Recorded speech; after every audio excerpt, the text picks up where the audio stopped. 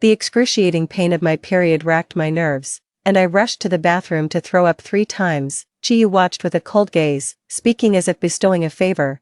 Do you want me to get you a glass of water? No. My voice was hoarse and I felt completely drained. I had already placed an online order for ibuprofen and heat patches 10 minutes ago. Chiyu didn't ask any further questions, just gave a quiet then you should get some proper rest.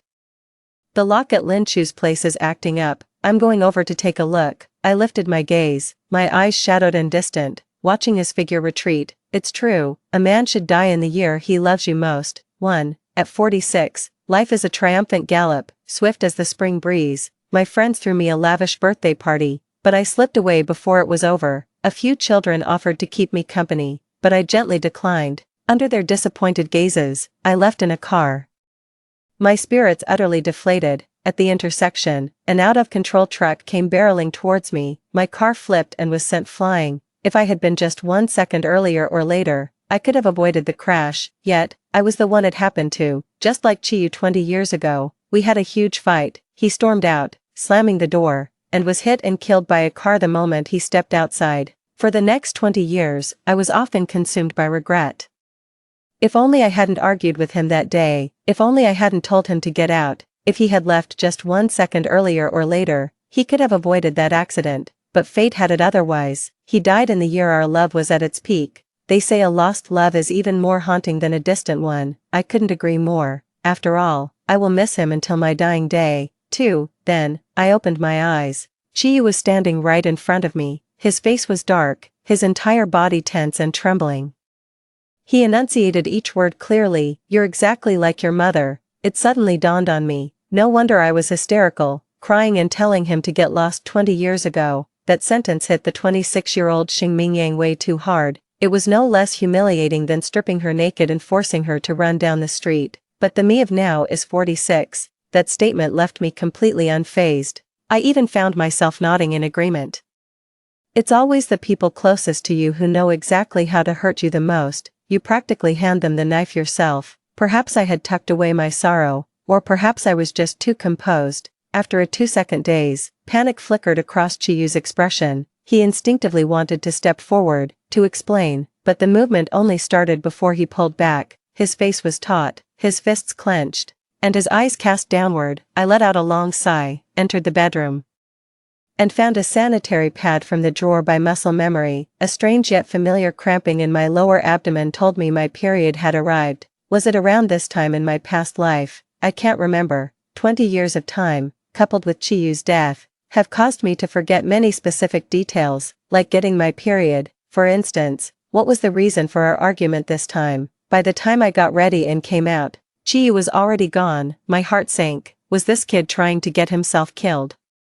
But the timeline had already shifted, just as I always thought. If it had been a second earlier or later, he could have avoided it. If not, then I guess it was simply his fate to die. Alright, I admit it, suddenly being reborn, with the lost love of my life coming back. In the end, it wasn't all that I imagined. There wasn't much of the ecstatic joy of getting something back. Instead, there was a bit of a disappointing letdown, like a filter had shattered. Then, turning my head, I saw Chiyu open the balcony door and walk in. Oh, he went out for a smoke. Our eyes met, and he suddenly laughed, a mocking laugh. What, did you think I went to find Lin Chu? Xing Mingyang, you still don't trust me. I frowned at him, my gaze clearing before my eyes widened in realization. I remember now. Lin Chu. The reason Chiyu and I fought was Lin Chu. 3. That name, long forgotten by me. Her sudden mention was like an anchor, instantly pulling the memory back to the surface. Today, Chiyu picked me up from work in his car. It was a brand new car without license plates yet,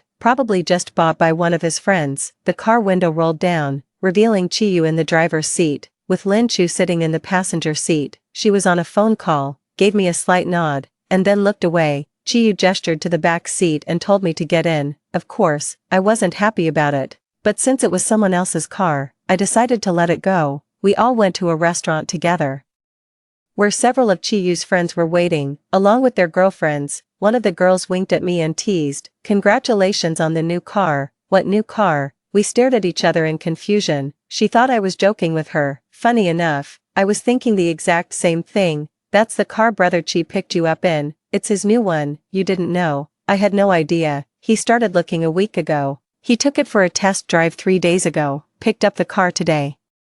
From start to finish, I had no idea what was going on. For the first time, I didn't spare his feelings at all. I just turned and walked away. Chiyu caught up and practically dragged me, pushing me into the car. We walked home in silence, and the moment we got inside, a huge fight erupted. I just don't want you to worry about these things. I want to give you the best, a car, a house, you just enjoy them. At 26, Xing Mingyang accepted this explanation. In my past life, my only issue was with him and Lin Chu. Lin Chu was the one who went with him to pick it out, the one who went on the test drive, the one who was there when he took delivery, and the very first person to ride in the passenger seat. That's because Lin Chu handles the company finances. The car has to be registered under the company, paid from the corporate account, with an official invoice for tax deductions. Which part of that could you do? Which part would you even know how to do?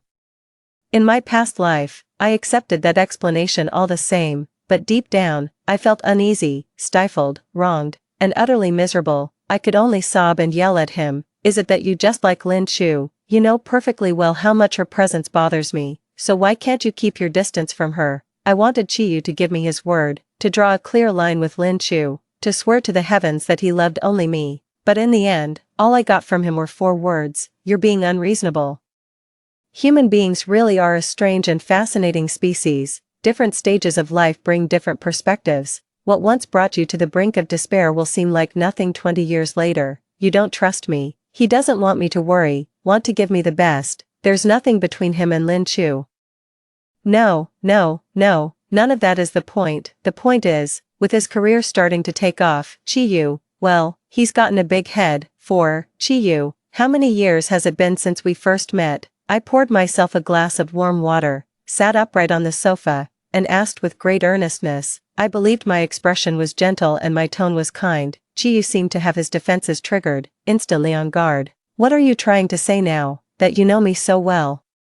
That you know exactly what I'm thinking? Xing Mingyang, do you have to dredge up our entire history every single time we have a disagreement? Do you have to keep saying the same old things? Is it really that interesting? Did I have this bad habit even when I was young? I always thought it was something that came with old age. Of course, I didn't notice it at first. I ran into a bartender once and asked him, "How old are you? Where are you from? You mix a good drink.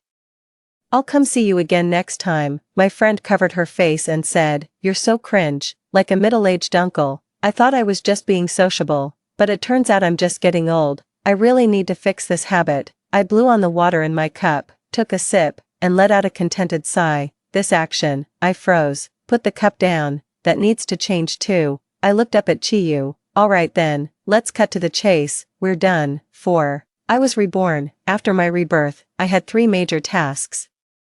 First order of business, keep Chiyu alive and kicking. Done. Second order of business, dump Chiyu. Unilaterally accomplished. Third on the list, once this period pain is over, I'm going to find my dark, unhinged boss and get our marriage certificate. The period pain is currently in full swing. Ever since my first period, the pain has been absolutely excruciating. I need an 4 drip and painkillers. It wasn't until I got to university that I realized it was an actual medical condition. Something that needed treatment, so I asked my mom why she had never taken me to see a doctor for it. My mom lowered her voice and snapped at me. Is this something to be proud of? Everyone has aches and pains. Are you the only one? See a doctor. Do you want your father and me to lose all face? In my last life, when I finally had money, the very first thing I did was seek medical help. Regulate your body and completely get rid of period pain. I didn't have any pain for over a decade after that. To the point where I almost forgot how excruciatingly painful it can be. Chiyu gave me the silent treatment. After I said we were breaking up, his face turned ice cold. He looked so coiled and ready to strike that I genuinely thought he was about to hit me, but in the end, he did nothing. He just slammed the door and stormed into the guest room. I slept fitfully that whole night. In the morning, before dawn had even broken, I rushed to the bathroom and threw up, vomiting until my insides felt torn apart, my heart wrenched in agony. Chiyu stood right at the doorway, his voice tight with concern. What's wrong? I didn't have the strength to speak. I just moved past him to rummage through the cabinet. What are you looking for? I found a heat patch. It's the last one. I tore it open and stuck it on my lower abdomen. I curled up on the sofa. Chiyu fell silent. another door slammed shut. He went back into the spare bedroom, a sharp, searing pain shot through my nerves. I rushed to the bathroom and threw up twice more. By the last time, I had no strength left. Lying exhausted and curled up on the floor, Chiyu stood behind me, leaning against the door, watching me with a cold gaze. Finally, as if bestowing a favor, he spoke. "Do you want me to get you a glass of water?" "No, thanks." My voice was hoarse and weak. I'd already ordered ibuprofen and heating pads online 10 minutes ago. Chiyu seemed to let out a cold, mocking laugh.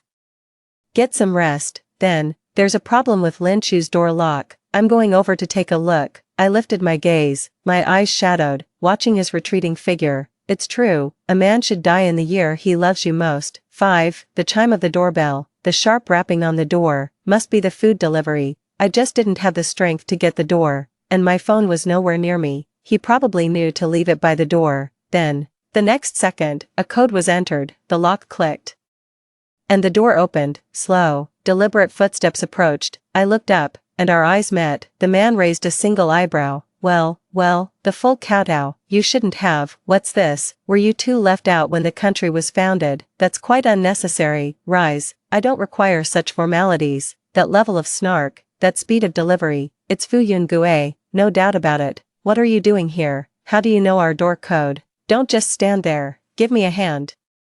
Fu Yungue froze. After all, I've always been terrified of him. In the past, seeing him was like a mouse seeing a cat, or a chick seeing a hawk. This was the first time I had ever spoken to him like this. He clicked his tongue in annoyance. "Who gave you the right to order me around? You think I'll help you just because you said so? You, who crawled out of a toilet." Xing Mingyang, let go. I ignored him completely, grabbed onto his pant leg, pulled at his arm, and snatched the medicine bag from his hand. Without even getting water, he broke open the pill and swallowed it dry. I collapsed onto the sofa, leaving only Fu Yungue, his face ashen and rigid, standing frozen in place. He was a germaphobe. The work environment was spotless. He wore gloves and carried disinfectant everywhere, and anyone working with him had to scrub themselves raw every single day. I was one of those people. In my past life, I never got the chance to settle that score before he died. Now that I've been reborn, getting a little payback feels absolutely fantastic. "Xing Mingyang, you're a dead man, you're dead." He called his assistant to bring a change of clothes, then he rushed into the bathroom. That wash took nearly half an hour. When I woke from my nap, he had already changed his clothes. "Has the assistant been here? How did you get in? Did he answer the door? Was he not wearing anything? Surely he wouldn't be that careless." "Oh, right, he knows our door code."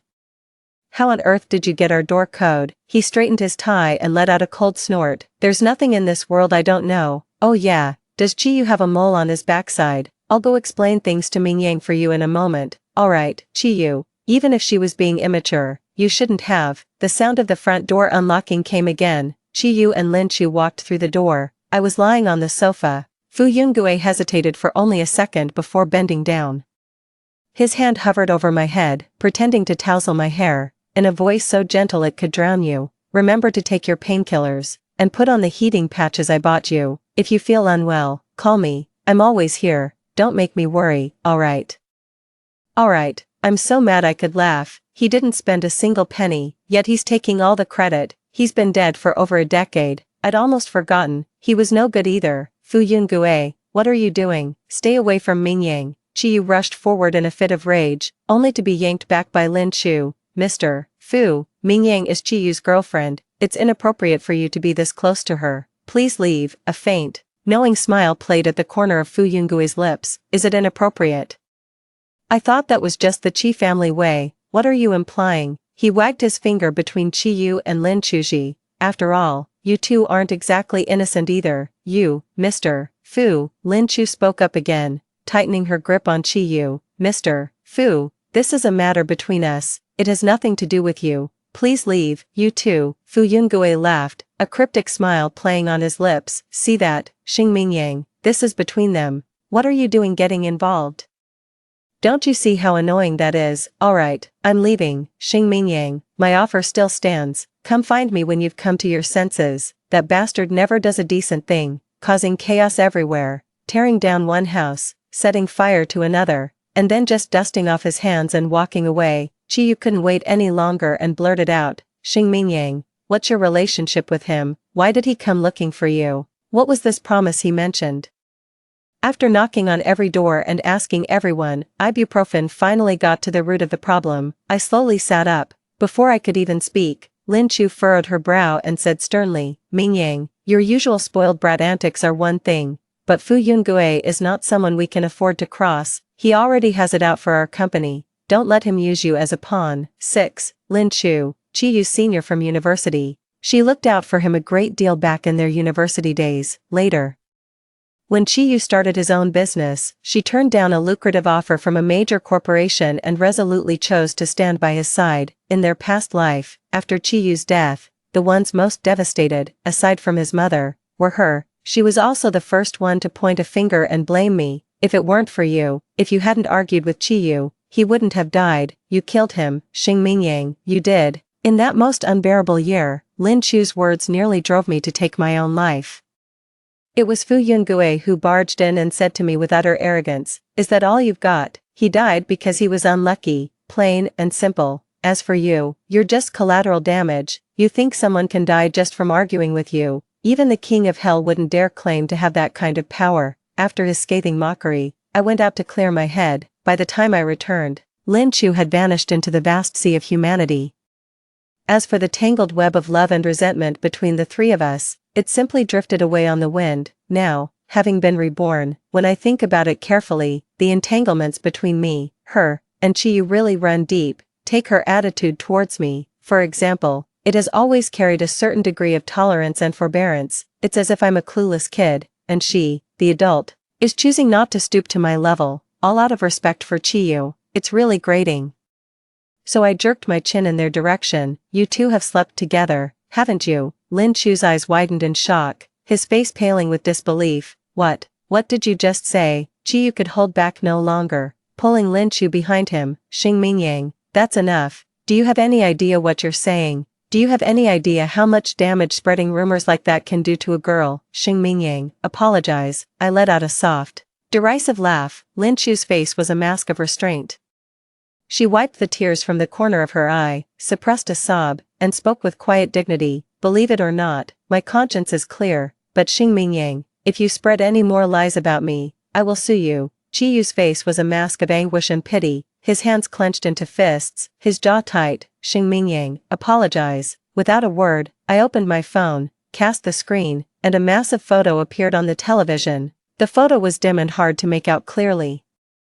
The figures were blurry, but you could see the woman in the passenger seat leaning over toward the driver. The interplay of light and shadow made it look as if they were locked in a passionate kiss. That was Chi Yu's car. In an instant, Chi Yu whipped his head around, staring at Lin Chu in disbelief. As for Lin Chu, all trace of his previous composure vanished in an instant. He stood frozen in place, his face deathly pale. It was only after seeing Fu Yungue that I remembered this photo.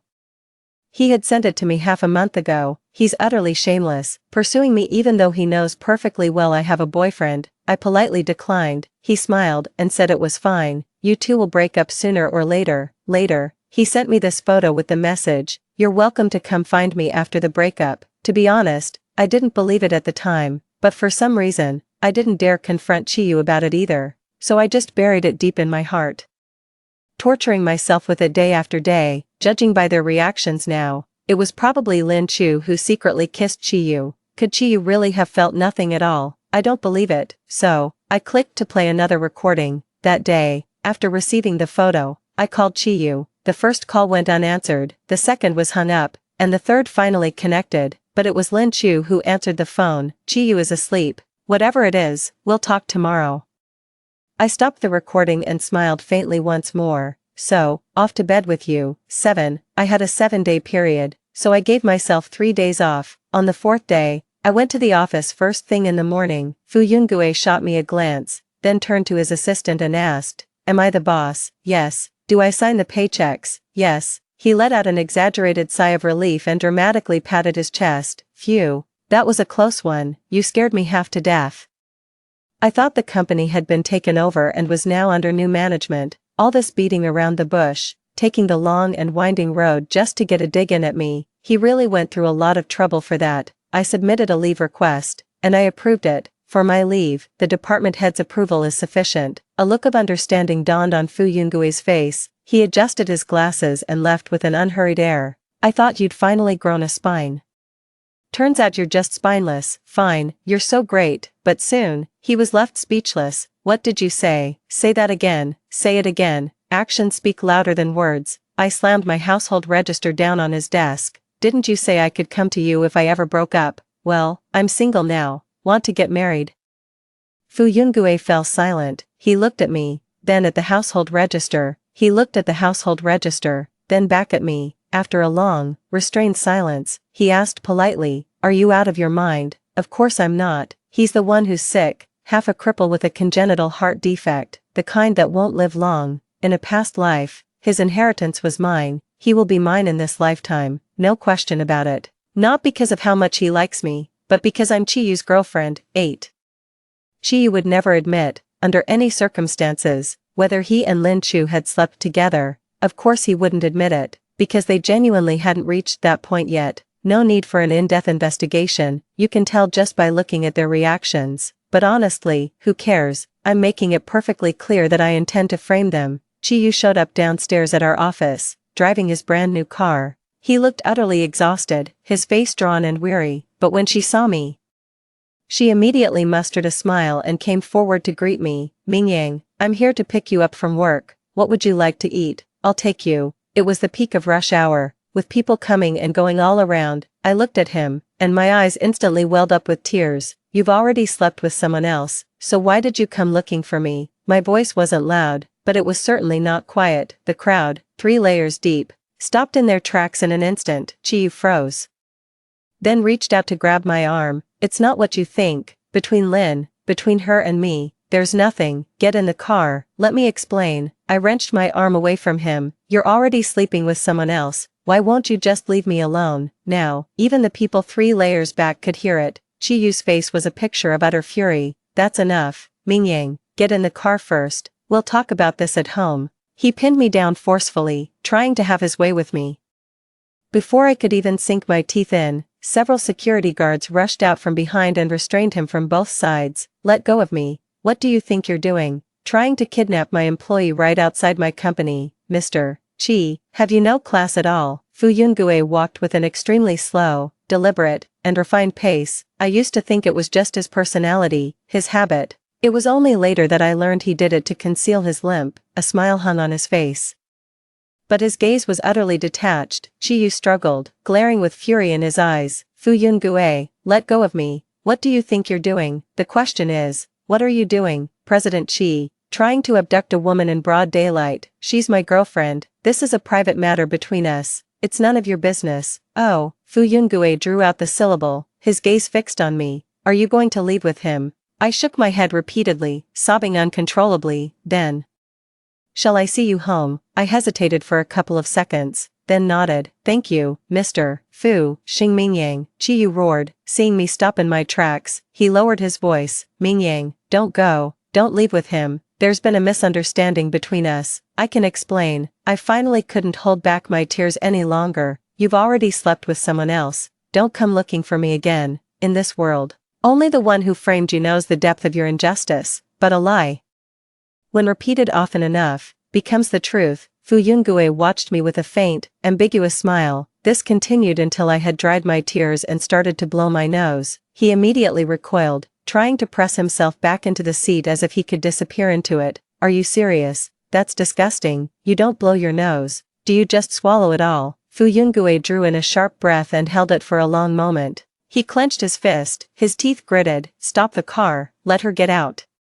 I'm out of here. The car drove forward 10 meters, then reversed back. The car window rolled down by a fraction of an inch. Fu Yungue's voice was icy cold. 8 a.m. tomorrow, at the Civil Affairs Bureau. If you dare not show up, I'll bury you alive. Ha, as expected, his inheritance is mine after all. 9. When I got home, an unexpected person was waiting outside my door, with a dark expression. She fired off 3 questions in a row. Why did you change the password? Why can't my fingerprint unlock it? Why aren't you answering your phone? Oh, it's my dear mother. She showed up so quickly at this critical moment. Did Chiyu call you? It was better left unsaid. The moment my mom heard Chiyu's name, she looked like she wanted to take a bite out of me. Have you been out there spreading rumors that Chiyu is fooling around with someone else? Xing Mingyang, have you no shame? It's always said that family scandals should stay within the family. Look at your father back then, he brought his affairs right into our home. Did I ever say a word? I swallowed all the bitterness and kept it to myself. Why did I do that? For you. And now look at you, showing no respect for your father and me. If people find out, they'll just say we failed to raise you right, that you have no upbringing. My mother's greatest pride in life was being a virtuous wife and devoted mother. No matter how despicable her husband was, whether he neglected the family, fooled around with other women, gambled, or even hit her, she could always forgive him, because she had to be tolerant. She had to endure it all for the sake of her children. That was what it meant to be a virtuous wife and devoted mother. But that doesn't mean she didn't have her share of bitterness. Unable to confide in outsiders, she poured all that bitterness onto me. In those years when the pressure felt most suffocating, I sobbed to Chiyu, I swear I'll never become someone like my mother. That's why, when Chiyu said, you're exactly like your mother, it cut so deep. Many people like me have probably gone through the same emotional journey. I refuse to be exactly like my mother. I become exactly like my mother. I can't accept that I'm exactly like my mother. I have to accept that I'm exactly like my mother. So what if I'm exactly like my mother? I am not my mother. In my past life, I lived to 46 and completed that entire journey. Looking at her now, my heart is calm as still water, and I even feel a bit of pity, not pity for her. I pity her for what she's about to go through. Her eyes were red with rage, and she was trembling with fury. Chiyu says you want to break up. I won't allow it. You stuck with him when he had nothing. And now that he's finally made something of himself, you want to leave. Isn't that just how men are? They fool around. So what if he has a few mistresses? As long as he's still willing to marry you. You just need to control the money. What are you doing with that knife? Shoo. I pointed upstairs. Listen, there's a kid crying every single day. I'm going out of my mind. I paced around in agitation. I rushed up to my mother and, under her terrified gaze, shoved the knife into her hand. You're my mom, right? You'll help me, won't you? Mingyang, what are you doing? Her voice was already trembling with tears. I grinned. Go up there and cut them down. Make them shut up. It's so damn noisy. But, Mingyang, you live on the top floor. There's no one above you. No one. Impossible, I growled. I heard it clearly, crying and screaming, over and over. He was crying and shouting, saying, say what? He said he was in so much pain. I turned my head to look at my mom. He said it hurt so bad. My eyes grew wider and wider. I remember now. He's not upstairs. He's in the kitchen. I put him in the fridge. My mother let out a shriek and fled out the door. I composed my expression, dropped the knife, and felt a wave of listlessness. Life pro tip. When the world seems unkind, try being a little fierce. You'll find it suddenly becomes quite civil. 10. At 8 o'clock sharp in the morning, I arrived at the Civil Affairs Bureau. 10 minutes past 8, Fu Yungue showed up. His eyes were slightly squinted, looking like he hadn't fully woken up. Made up your mind. I glanced at the time and pulled him inside. Hurry up, we're almost next. Don't touch me. I clicked my tongue in disapproval. Fu Yungue glared. What's with that attitude? That look in your eyes, are you looking down on me? Xing Mingyang, have you lost your mind? Alright, let's hurry up. I'll treat you to red bean cakes after we get the license. It's been ages since I've had to coax anyone. My technique is clearly rusty. Fu Yungue wore a scowl the entire way. Even the staff member taking our photos shot me a look of pity. I responded with a wry smile. Fu Yungue snorted coldly. Cut the act. Don't make it look like I'm bullying you. TSK, Xing Mingyang, how come I never noticed before just how fake you are? Holding the freshly printed marriage certificate, I held it up to the light for a look. Isn't it perfectly normal for a person to show different sides to different people? Or are you saying the face you're showing me now, President Fu, is your true one? In an instant, Fu Yungui's face fell. This was no longer like the playful banter from moments before. It was genuine, unmistakable displeasure. What are you implying? A smile played on my lips as I leaned in closer to him. Mr. Fu, when are we going to have a baby? Are you out of your mind? 11. I'm a person of action. The day after I mentioned wanting a child, I dragged Fu Yungue off to the orphanage. He seemed to be on the verge of saying something, his mouth opening and closing. So, when you said you wanted a child, this is what you meant. Yeah, what else would I mean? Fu Yungue laughed, a laugh of sheer exasperation at my antics. Xing Mingyang, you're something else. He turned and left without a moment's hesitation, but Yu Zhu was still there, same as ever. You've got all the necessary documents, right? Let's go, we're going to have a baby. In my past life, I arrived at the orphanage 3 years after Qiyu's death. I adopted a girl named Xingwan, a sweet, sensible, and obedient child. Her grades were always excellent. She got into medical school and became a doctor. But she always had one wish, to find her older brother. He wasn't her biological brother, but an older boy from the orphanage who had always looked after her. Once, when she was drunk, she wept silently without making a sound. Mom, she said, if it weren't for me, you should have adopted my brother. I didn't say a word, just stroked her head. She never knew that I later met that boy, missing an arm. He was working odd jobs at a night market stall. He recognized me, too. He begged me not to tell Shanwan, bought a ticket that very night, and vanished without a trace. As the saying goes, life is suffering for all, but in this world, some people are simply dealt a heavier share of suffering. 12. Splat. A tomato fell from the sky and landed right in front of me. Looking up, I saw a boy straddling a tree branch, making a face at me. Naya Naya Naya, you ugly woman, you'd better not adopt me, or else, you'll be sorry. Mrs. Sheng, are you alright? Yu Zhu pulled me back, looked up at the child, and frowned. This child is really out of line. I also looked up. The sunlight was a bit harsh, the same old trick, the same old method. In my past life, a kid greeted me in exactly this way. There's no doubt about it, he got passed over. That's why I later adopted the timid kid trailing behind him, the one he shoved away like a burden. Kid, what? Call me mom. I've adopted 2 children, a 9-year-old boy and a 6-year-old girl. The boy was clearly on guard, his gaze never letting up. He was either staring intently out the car window or stealing glances at me. The girl, however, was a bit of a dope, clutching the boy's sleeve. She fell asleep in no time. I was fiddling with a little piece of wood in my hand. The boy frowned. This belongs to my sister. Yeah, she gave it to me. Do you know why she gave it to me? The boy pressed his lips tightly together and said nothing. I tossed the little piece of wood and smiled. She begged me not to be angry with you, not to hit you.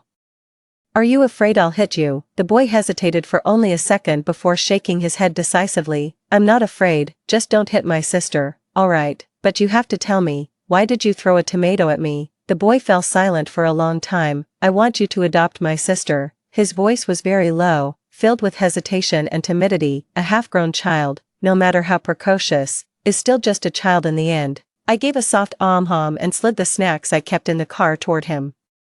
Have some, rest for a while, we've still got an hour's drive ahead. But he didn't move. It was as if my kindness had given him courage. He asked, why did you adopt 2? I rested my chin in my hand and looked out the window. Because I was starved for affection, feeling unloved. Yeah, starved for it, a whole lot of love. So, should we give you some love? Yes, I nodded gravely. The more love you give me, the better I'll be to you. If you stop giving it, then I'll stop being good to you.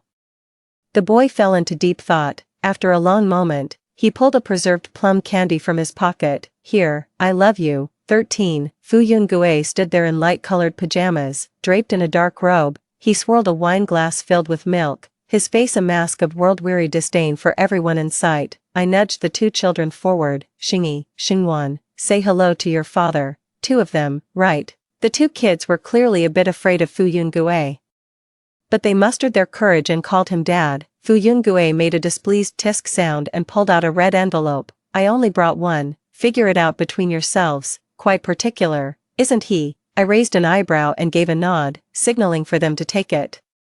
Fu Yungue downed the milk in his glass in one go, a cryptic smile playing at the corner of his mouth. He's clearly up to no good. Me too. To what? Fu Wenyu, come here. Say Mom. A tall, strapping young man, standing at 6 feet, with sharp brows, bright eyes, broad shoulders, and a narrow waist, emerged from the kitchen. With an impassive expression, she took off her apron. Mom. My eyes widened as I pointed a trembling finger at Fu Yungue. Are you out of your mind? I met Fu Wenyu once. At Fu Yungue's funeral. I thought he was there to contest the inheritance with me, but he said he didn't want anything, that it should all go to me. He is the son of Fu Yungue's half-brother. He said Fu Yungue had helped him before, so he came to see him off. So, technically, he should be calling Fu Yungue uncle. What kind of decent person makes their own nephew act as their son? That's just crazy. 14. This makeshift family started out just trying to get by. But somehow we ended up with a full-course feast. In just 3 days, we went from having nothing to becoming a family of 5. We've been married for 3 days, and we already have 3 kids. The oldest is 16. Next up is meeting the parents. Fu Yungue is taking his family of 5 to meet his father. I settled in at the Fu residence with the 2 kids. Chiyu has been calling me non-stop these past couple of days. I also got a message from Lin Chu. I admit it, I have feelings for Chiyu. But he knows nothing about it. It was a moment of weakness on my part, and I crossed a line, but I swear, that's all it was. You shouldn't take it out on him. He likes you so much. Why are you torturing him like this? I read it carefully and sent her a 5-word reply. Oh really? I don't buy it. Lin Chu doesn't like me. All of Chiyu's business partners dislike me. I'm always disrupting Chiyu's work, constantly calling him and making him spend time with me. Xing Mingyang is too high maintenance and suspicious, completely inconsiderate. Chiyu will get fed up with her sooner or later. I still think Chiyu and Sister Chu are a better match. He's only truly at ease when he's with her. That's why he goes out of his way every morning to pick Lin Chu up for work. She prepares breakfast, and they eat it in the car before heading to the office, chatting and laughing the whole time. Fu Yungue captured all of this and sent the photos to me. I confronted Chiyu about it. His reply to me was, I was just going that way anyway. Consider the breakfast as payment for the ride. There's nothing between us. Why won't you believe me? When we're young, we're always so eager to prove things, to prove that he loves me, and then to prove that he doesn't, testing this, testing that, going around in circles. The only one who ends up trapped is yourself. In my past life, Chiyu's timing was just too perfect. Back then, everyone said he loved me most. But what if he hadn't died? Then it would have been our love that died. Fu Yungue had proper clothes tailored for every one of us. The 2 little ones looked both bewildered and nervous. I straightened their collars for them. Xingyi, look after your sister. He nodded firmly. I'll keep an eye on my sister and make sure she doesn't get into any trouble. I pinched his little cheek. Wrong. It's about not letting anyone bully your sister. If someone picks on you, you fight back. If you can't win, you come find me. What if you can't win either? I looked up at Fu Wenyu, and his expression was already a picture of speechless dismay. I then turned my gaze to Fu Yungue. He rolled his eyes, as if I could take him on. Today, he was carrying a cane, looking every bit the refined scoundrel, but his face was noticeably pale. He started walking out. Our main mission today is to have fun. If we're not having fun, we're flipping the table. 15. When we arrived at the Fu family's old mansion, the butler answered the door. He was taken aback for a moment at the sight of our large family, but being a professional, he quickly composed himself. The master is still in his study. Please come in, young master, madam, and these children, my son and daughter. I brought them to see their grandfather. Yes, the aunt brought over the tea and pastries. They were exquisite and beautiful, and Xingnuan's eyes lit up. I nodded. Go ahead, have some. She carefully selected a piece and shyly offered it to me. Mom, this is for you. Thank you, Xianwan. Before she could finish the pastry, a voice spoke up. It's getting late, stay for dinner. Yungue is here too. You 2 brothers. No, thanks, I've got things to do. The man's voice was low and distant, yet it made me narrow my eyes instantly. It was all too familiar. I turned my gaze to Fu Yungue. He gave me a smile. It was obvious he did it on purpose. Yungue, you're back, Dad. Fu Yungue stood up and took my hand. Across from us, the man's gaze, which had been idly sweeping the room, snapped into focus the instant it landed on me. He stared blankly for a couple of seconds. Then his eyes dropped to our clasped hands. In that split second, all the color drained from his face. Dad, this is my wife, Xing Mingyang. Hello, Dad, I'm Xing Mingyang. I smiled and nodded, the address rolling off my tongue with surprising ease. Chairman Fu frowned. When did you get married? We just got the license 3 days ago. This is absurd. The pale-faced man seemed to snap back to his senses with that sharp rebuke. You got married. He spoke through gritted teeth, each word deliberate and strained. Xing Mingyang, you lied to me, didn't you? Xiao you 2 know each other. It was Chairman Fu who spoke. His gaze shifted between the 3 of us, as if he were genuinely in the dark about the whole situation. I kept my smile in place, lifting my eyes to meet Chiyu's disbelieving gaze. Lie about what? Getting married? I really am married. Do you want to see the marriage certificate? Impossible, I don't believe it, Chiyu growled, lunging forward to grab me. Fu Yungue pulled me behind him. What do you think you're doing? Get out of my way. Blinded by rage, Chiyu swung his fist at Fu Yungue. I gasped, but it was too late to react. Fu Wenyu lunged forward, placing himself in front of Fu Yungue and intercepting Chiyu's punch. Xingyi and Xingwan spread their arms wide. Don't you dare hurt Mom and Dad. A heavy silence fell over the room. Dad, Mom. This time, the blank look on Chairman Fu's face was far more genuine. Fu Yun raised his lowered gaze, a faint smile playing at the corner of his mouth. Yes, my children. He smiled at Chiyu, the expression laced with both provocation and menace. So now you're in a hurry. Why not wait until our kid is off to college? 16. Chiyu didn't have a father. He never had a father for as long as I've known him. His mother raised him all on her own. There are many rumors circulating about his mother. Some say she was promiscuous and got pregnant before marriage. Others claim she was abandoned by a man, a pitiful and lamentable fate. There are also whispers that she was the other woman, and that Chiyu is an illegitimate child. I always thought Chiyu didn't know who his father was. That was until high school. When Chiyu's mother fell seriously ill, Chiyu disappeared for 2 days, saying he was going to raise the money. 2 days later, he returned with the money to save his mother's life, and a body covered in injuries. That was the time he held me and told me he would make those who looked down on him pay. It wasn't until much later that I found out the person he was talking about was Fu Yungue. He went to see Chairman Fu, but the chairman wasn't in. Fu Yungue had him beaten and then threw a bank card at him. He said with a smile, I can give you money, this time and any time in the future, out of consideration for our shared blood, but you must remember, you will always be nothing but an illegitimate son who can't be shown in public. Fu Yungue was in high spirits, humming a tune as he leafed through the brochure. What are you looking at? What do you think of this school? It has a kindergarten. We could send Xingwan there for a 6-month program, and Xingyi could go straight into 3rd grade. Would we need to hire a tutor too? I glanced at the contents of the brochure and was utterly flabbergasted. Are you looking at schools for Xingyi and Xingwan? He immediately pointed a finger at me. Don't overthink it. I hate owing people favors. Considering how they charged into the fray for us today, I'll find them a good one. What about Fu Wenyu? Fu Yungue looked at me like I was an idiot. You don't actually think he's illiterate, do you? I pressed my lips into a thin, tight line. Such a fine man. If only he'd keep his mouth shut. Fu Yungue snorted. Don't worry, I said I don't owe anyone. All he cares about is money. And that's the one thing I have plenty of. I like money too, so, you know, Mr. Fu. The most stable relationship in this world is an employment one. Being Mrs. Fu is also a job. How much are you planning to pay me per month? Fu Yungue looked at me for a couple of seconds. If I remember correctly, you were the one who proposed marriage first. So, how much are you planning to pay me per month? Thinking it through that way, I started counting on my fingers. How much I give depends on how much a person has. My salary isn't high, so I'll give you 1/5 of it, 2,000. And I don't want 1/5 of yours, I want 200,000, how about that? Fu Yungue gritted his teeth, letting out a bitter, incredulous laugh. 100-fold profit. Xing Mingyang, do you know that high returns come with high risk? Take the situation downstairs, for example. How do you plan to handle it? Handle it poorly, upset me, and you could lose everything. 17. Chiyu is downstairs. He caused a huge scene at the Fu family's ancestral home and was restrained by their bodyguards.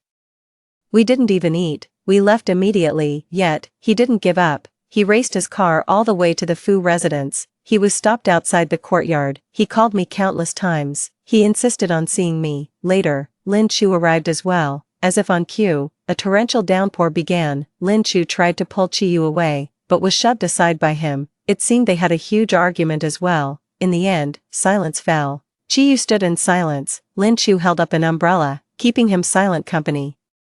This is the very definition of unwavering loyalty and selfless devotion. If it were me, I'd be moved too. Alright, I'll go out and see him. I stepped out of the villa, holding an umbrella. Chiyu rushed towards me the moment he saw me, but his steps faltered when I took 2 steps back. His breathing was heavy, his eyes were bloodshot, and he was soaked to the bone, trembling uncontrollably, a picture of utter wretchedness. He asked me, why? His voice was hoarse, each word dripping with anguish. Lin Chu had long since reached her breaking point. Xing Mingyang, how could you? how could you? You've known Chiyu for 20 years, you know exactly how hard he's fought to get here. How could you hurt him like this? Do you really think Fu Yungue has any genuine feelings for you? He's just using you to humiliate Chiyu. And you, are you going to be his accomplice? With righteous conviction, his words rang out with authority. I looked at Chiyu. Fu Yungue is your half-brother, you knew. I then turned to Lin Chu. You knew too, but I had no idea. I asked Chiyu, when did you tell Lin Chu? Why didn't you tell me? Did it just slip your mind? Chiyu's breath hitched, and he froze. No, it's not what you think, Chiyu. You had countless chances to tell me, but you chose to stay silent every time. You all knew Fu Yungue was getting close to me to get back at you, yet you all chose to say nothing. Were you testing me? Or just watching me make a fool of myself, Mingyang? Chiyu's voice was utterly feeble, like a drowning man unable to grasp a single piece of driftwood. I just didn't know how to tell you. I nodded. Right, you and Lin Chu are the ones who share everything, who are perfectly in sync. You even slept together. So just be together then. Why come here to interrogate me, to mock me? Lin Chu's grip on the umbrella tightened, her gaze fixed on Chiyu, tense yet expectant. Chiyu's gaze remained fixed, unwavering, solely on me. He growled. What do I have to do to make you believe me? There is nothing between Lin Chu and me. There never was, and there never will be. In that instant, the light in Lin Chu's eyes went out. I nodded. Then you'd better never be with her. Not ever. Fame and glory. Lin Chu urgently stopped me from continuing, her gaze turning fierce. I understood, offering Chiyu a faint smile. See, she's after your position. Her intentions toward you are far from pure. I had pushed Lin Chu's emotions to the absolute limit. The umbrella fell from her hand. She looked at Chiyu and said, yes, I like you. I want to be with you, too, but I never intended to come between you or hurt you. Chiyu, I just have feelings for you. Is that so wrong? Chiyu would not be swayed. I know him, at least not now. He won't. He took a step back and murmured, I'm sorry. Lin Chu shed tears of despair before turning and walking away. Chiyu's gaze fell on me once more.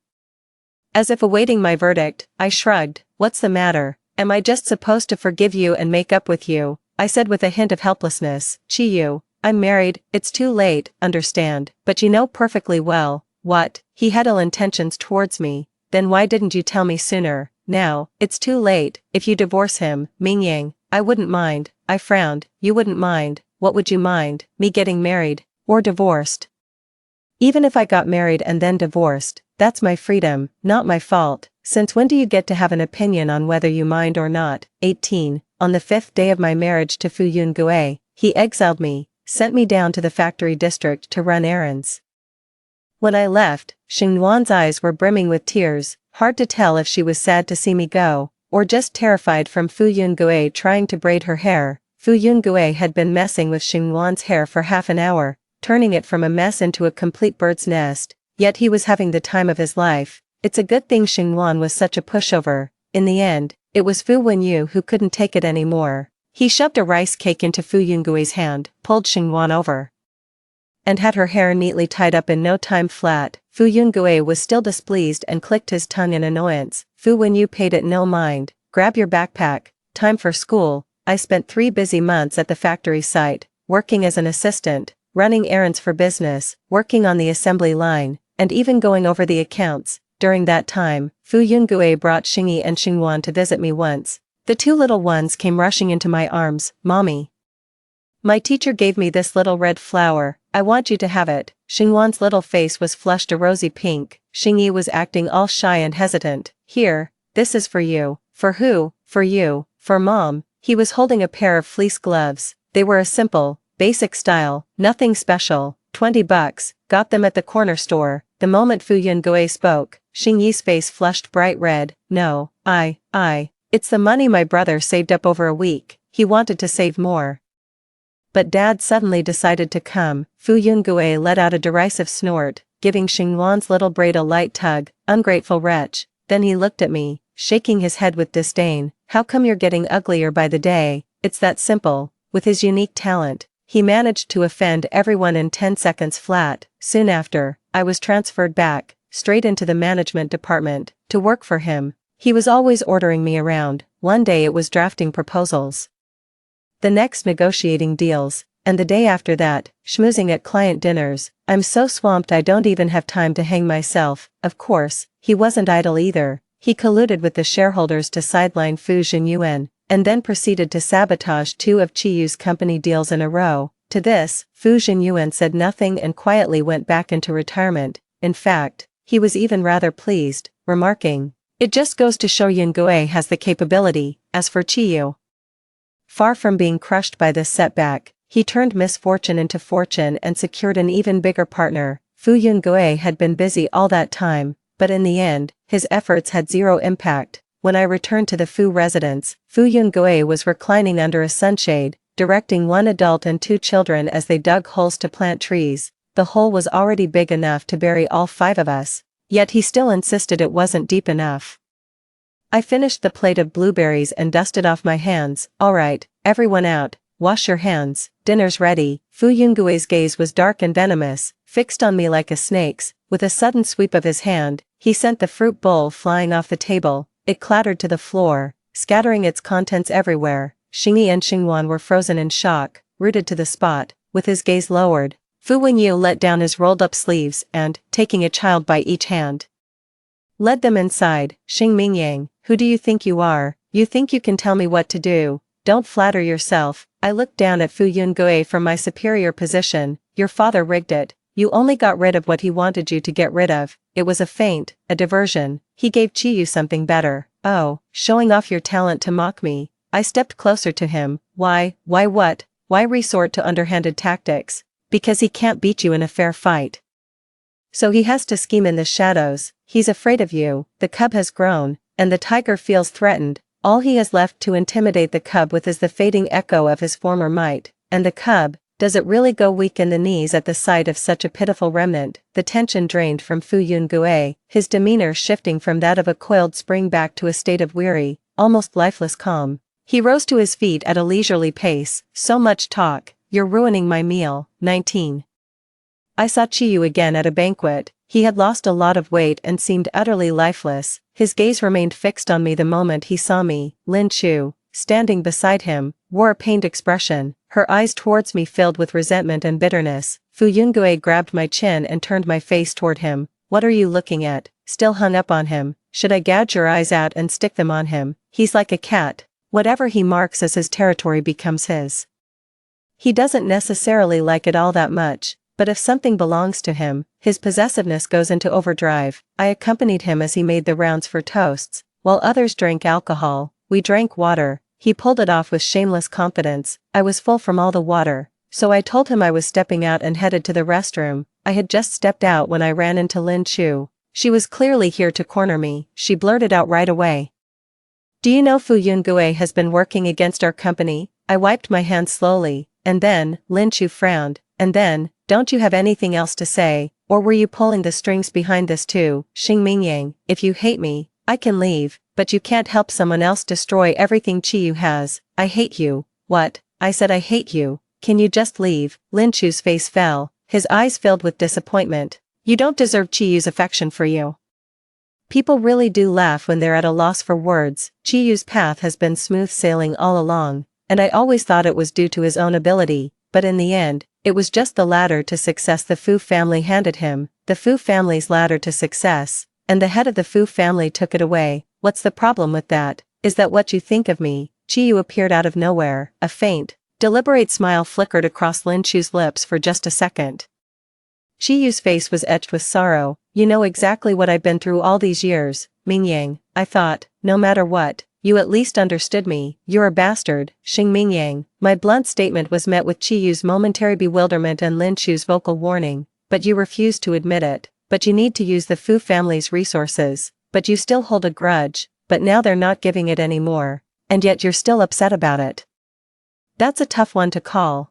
An undisguised snicker. Fu Yungue stood not far away, watching the scene unfold like it was a show, grinning like a cat that's been thoroughly petted. He reached out his hand to me. "Come here." I walked towards him, but then, Chiyu suddenly lashed out, grabbing Fu Yungue by the collar. "Are you feeling smug, Fu Yungue? Do you really hate me this much? But all of this was between us. Why did you have to drag Mingyang into it?" Blinded by rage, Chiyu lost all reason. Lin Chu and I rushed forward at the same time, both grabbing hold of Chiyu. Chiyu, let go. But he paid no heed, shoving Fu Yungue away with brutal force. Fu Yungue's lame leg simply couldn't support his own weight. Stumbling, his head slammed directly into the wall.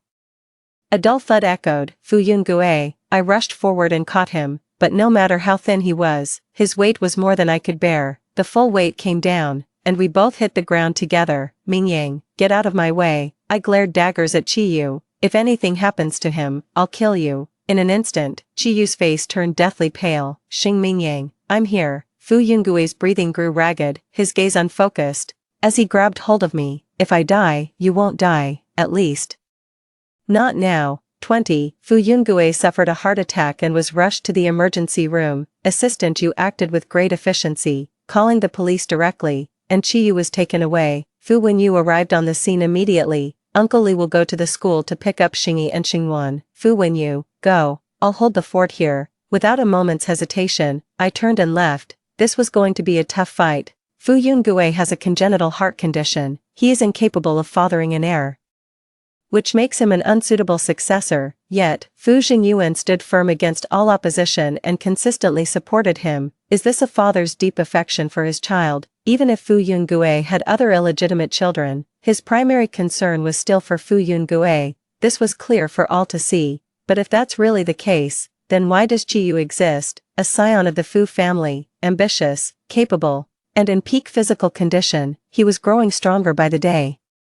His business acumen even sharper than Fu Yungue's. If he hadn't died young, I would have been his first trophy. Those were the words Fu Yungue said to me in his final moments in my past life. He said, when two tigers fight, one is bound to get hurt. The one left standing is the king of the jungle. This world operates on the principle of survival of the fittest, but without the inferior. How can the superior be set apart? Xing Mingyang, you need to understand, I am the inferior one. I'm a defective product. Fu Yungue was rushed to the hospital immediately. In the conference room, the shareholders promptly convened a board meeting, citing that a company cannot be without a leader. They moved to elect an interim chairman. Seated at the head of the table, Fu Xingyuan wore a kind, unassuming smile. Upon seeing me, his face registered surprise. Mingyang, what brings you here? I was looking for you, Dad. Why are you here? Yungue is in the hospital undergoing emergency treatment. The doctors keep asking why his parents haven't arrived yet. Why aren't you at the hospital? Aren't you worried about Yungue? Fu Xingyuan's expression froze for only a moment before he let out a helpless sigh. Someone has to manage the company's affairs. With Yungue in this state, I'm the only one who can help him now. No. I grabbed Fu Xingyuan's hands and pulled him to his feet.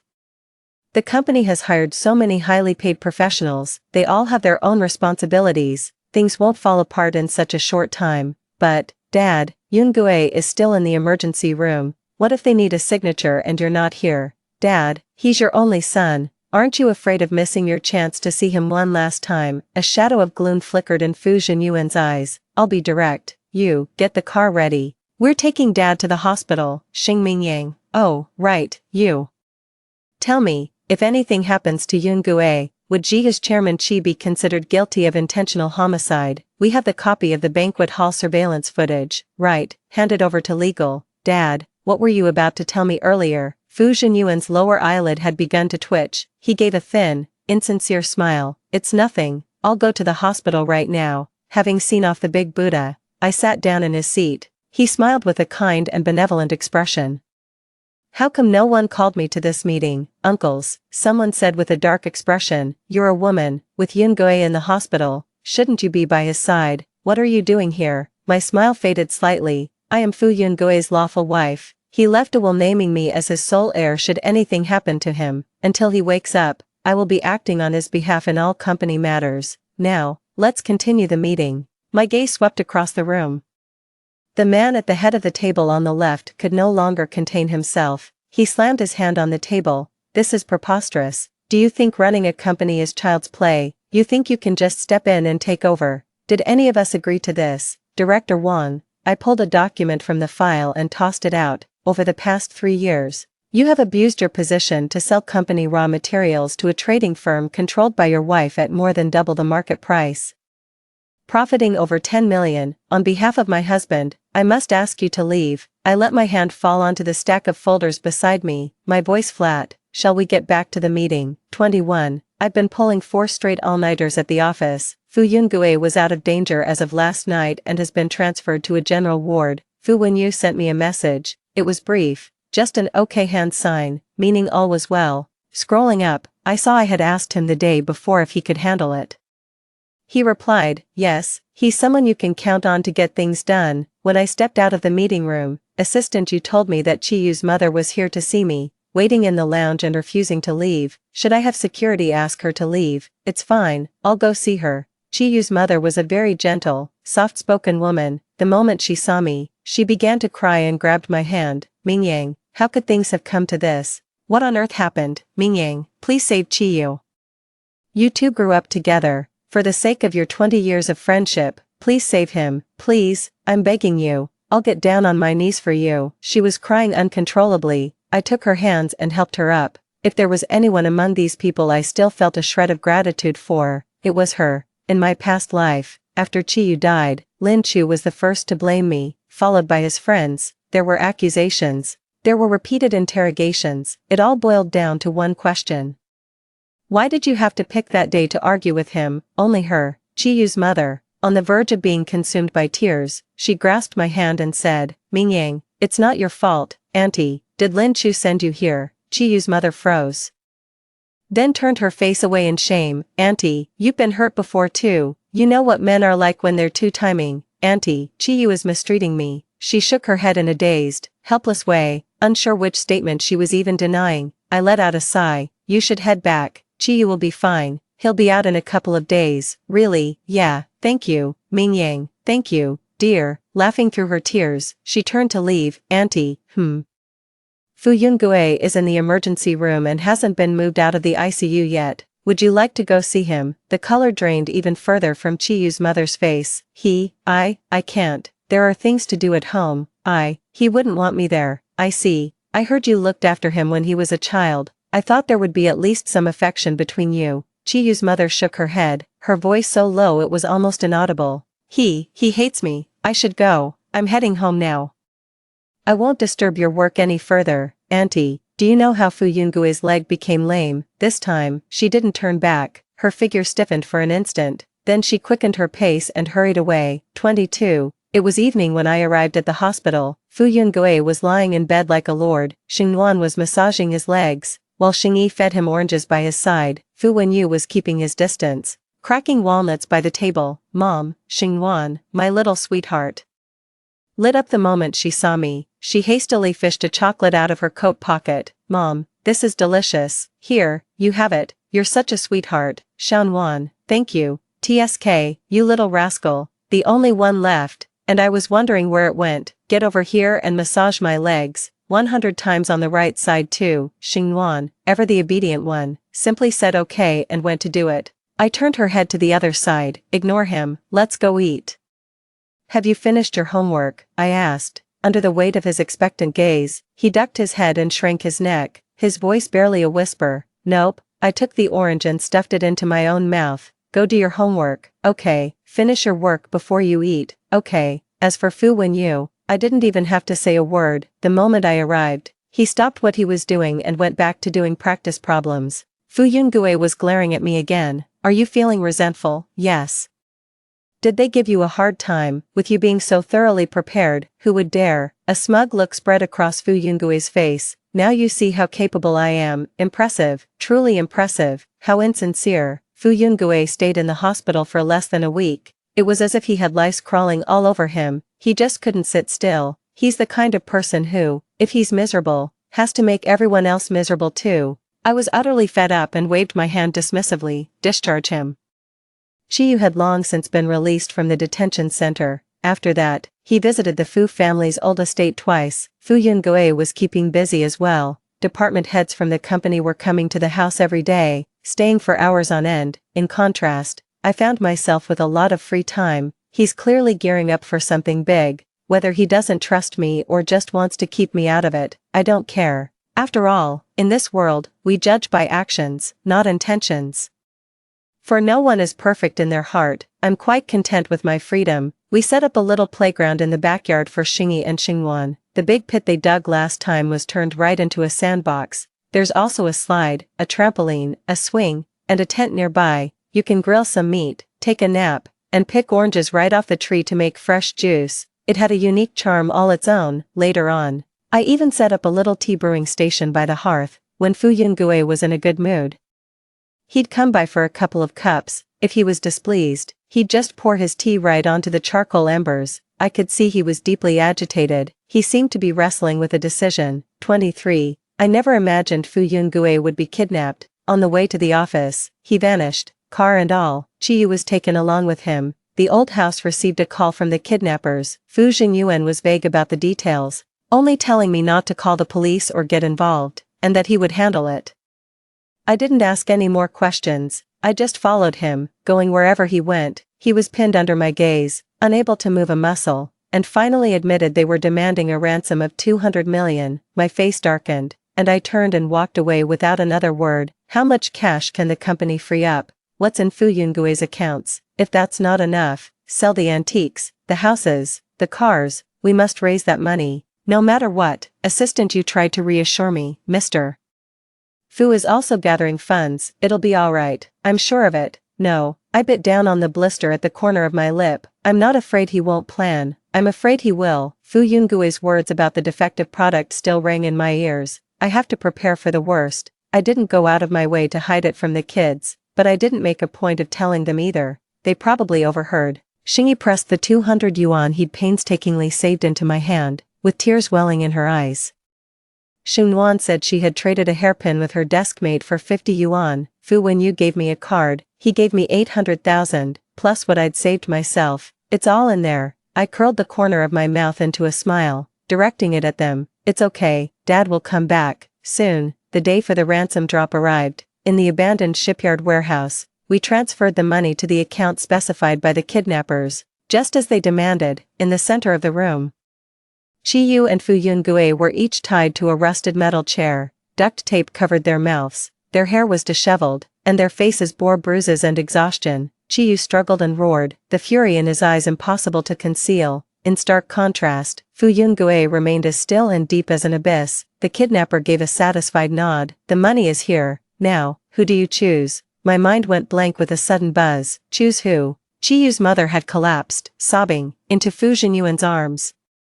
But his lips still moved, murmuring, Xiaoyu, my Xiaoyu, save Xiaoyu. Fu Jinyuan's face was grim, his gaze shifting between Fu Yungue and Qiyuji. Finally, he averted his eyes from Fu Yungue and lowered his head. From the depths of his throat, he forced out a dry, heavy, yet unmistakably clear voice. Qiyu, we choose Qiyu. Shut your mouth. I charged forward with a low growl. From start to finish, no one told me that 200 million could only buy one life. Qiyu's mother, stammering and hesitant as if she had made no choice at all. Fu Yungui's father, as if caught in a dilemma, finally making a painful decision. Qiyu's inner turmoil.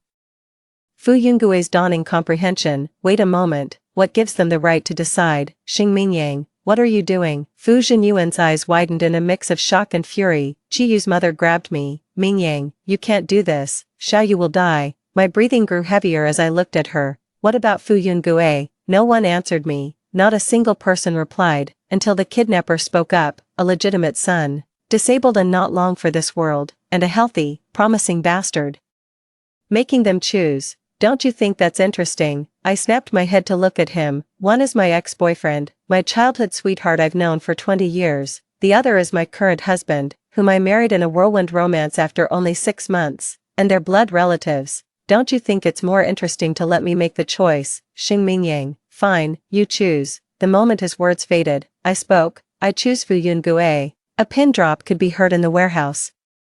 Qiyu's face turned ashen, his gaze toward me filled with utter despair and disbelief. The kidnapper pointed at him. So, you choose his death? I shook my head. I'm not choosing his death. I'm choosing Fu Yungui's life. 24. Xing Mingyang, shut your mouth. Fu Jingyuan had lost all reason, charging at me with his fists raised. Yu Zhu, who had been standing silently and almost invisibly behind me, finally moved. He caught Fu Jinyuan's fist and restrained him. The next second, a hasty Light chuckle was heard. Alright, the show's over, let's hear what the young master has to say. Fu Yungue flexed his wrists and stood up. The tape was ripped from Chiyu's mouth, but he remained silent, just staring at me in a daze. Fu Zhenyuan's eyes widened. Fu Yungue, you. It was perfectly clear now. This was a little drama staged by Fu Yungue himself. He pulled over a clean chair from the side and sat down, brushing the dust from his clothes. I've been looking for the money you hid. I had no choice, you buried it too well. I had to resort to unconventional methods. I know all your dirty secrets now. I'll give you a choice, either you go to prison, or you send your beloved son abroad and make sure he never comes back. Fu Zhenyuan clenched his fists, breathing heavily and laboriously as he hesitated. The person who understood his true nature best was Chiyu's mother. She rushed forward and threw her arms around Chiyu. No, you can't, you mustn't do this to Xiaoyu. She seemed to be saying it to Fu Zhenyuan, yet also to Fu Yungue. Fu Yungue turned his head slightly, his thin lips parting. Why not? At 6 years old, convinced that Fu Zhenyuan would never marry you, you decided to leave him. He only allowed you to take one child with you. You chose Chiyu. Chiyu finally reacted. He shuddered violently, his head snapping towards Fu Yungue, his eyes filled with utter disbelief. Fu Yungue didn't spare him a single glance, his focus fixed solely on Chiyu's mother. When I was 8, you took me to the countryside. The old house caught fire, and you only remembered to save Chiyu. A falling beam crushed my leg, and I had to crawl out of the fire myself. Mom, Chiyu's voice was hoarse, his eyes bloodshot. Is what he said true? Chiyu's mother was trembling all over, shaking her head frantically. No, you're my only child. I only ever had you. Fu Yungue stared at her for 3 seconds, then stood up. Excellent, Fu Zhenyuan, I'm giving you 1 day. If he's not gone, you're going in. 25. Fu Yungue staggered out, taking the coat his assistant Yu Zhu offered and putting it on. His entire face was pale and drained of strength. When he failed for the 3rd time, I tried to help him, but he shoved me away. Xing Mingyang, don't think I'll be grateful just because you said those things. You saw right through it from the start. All of this is a lie. You're only saying that for my benefit. I watched him in silence, then suddenly laughed.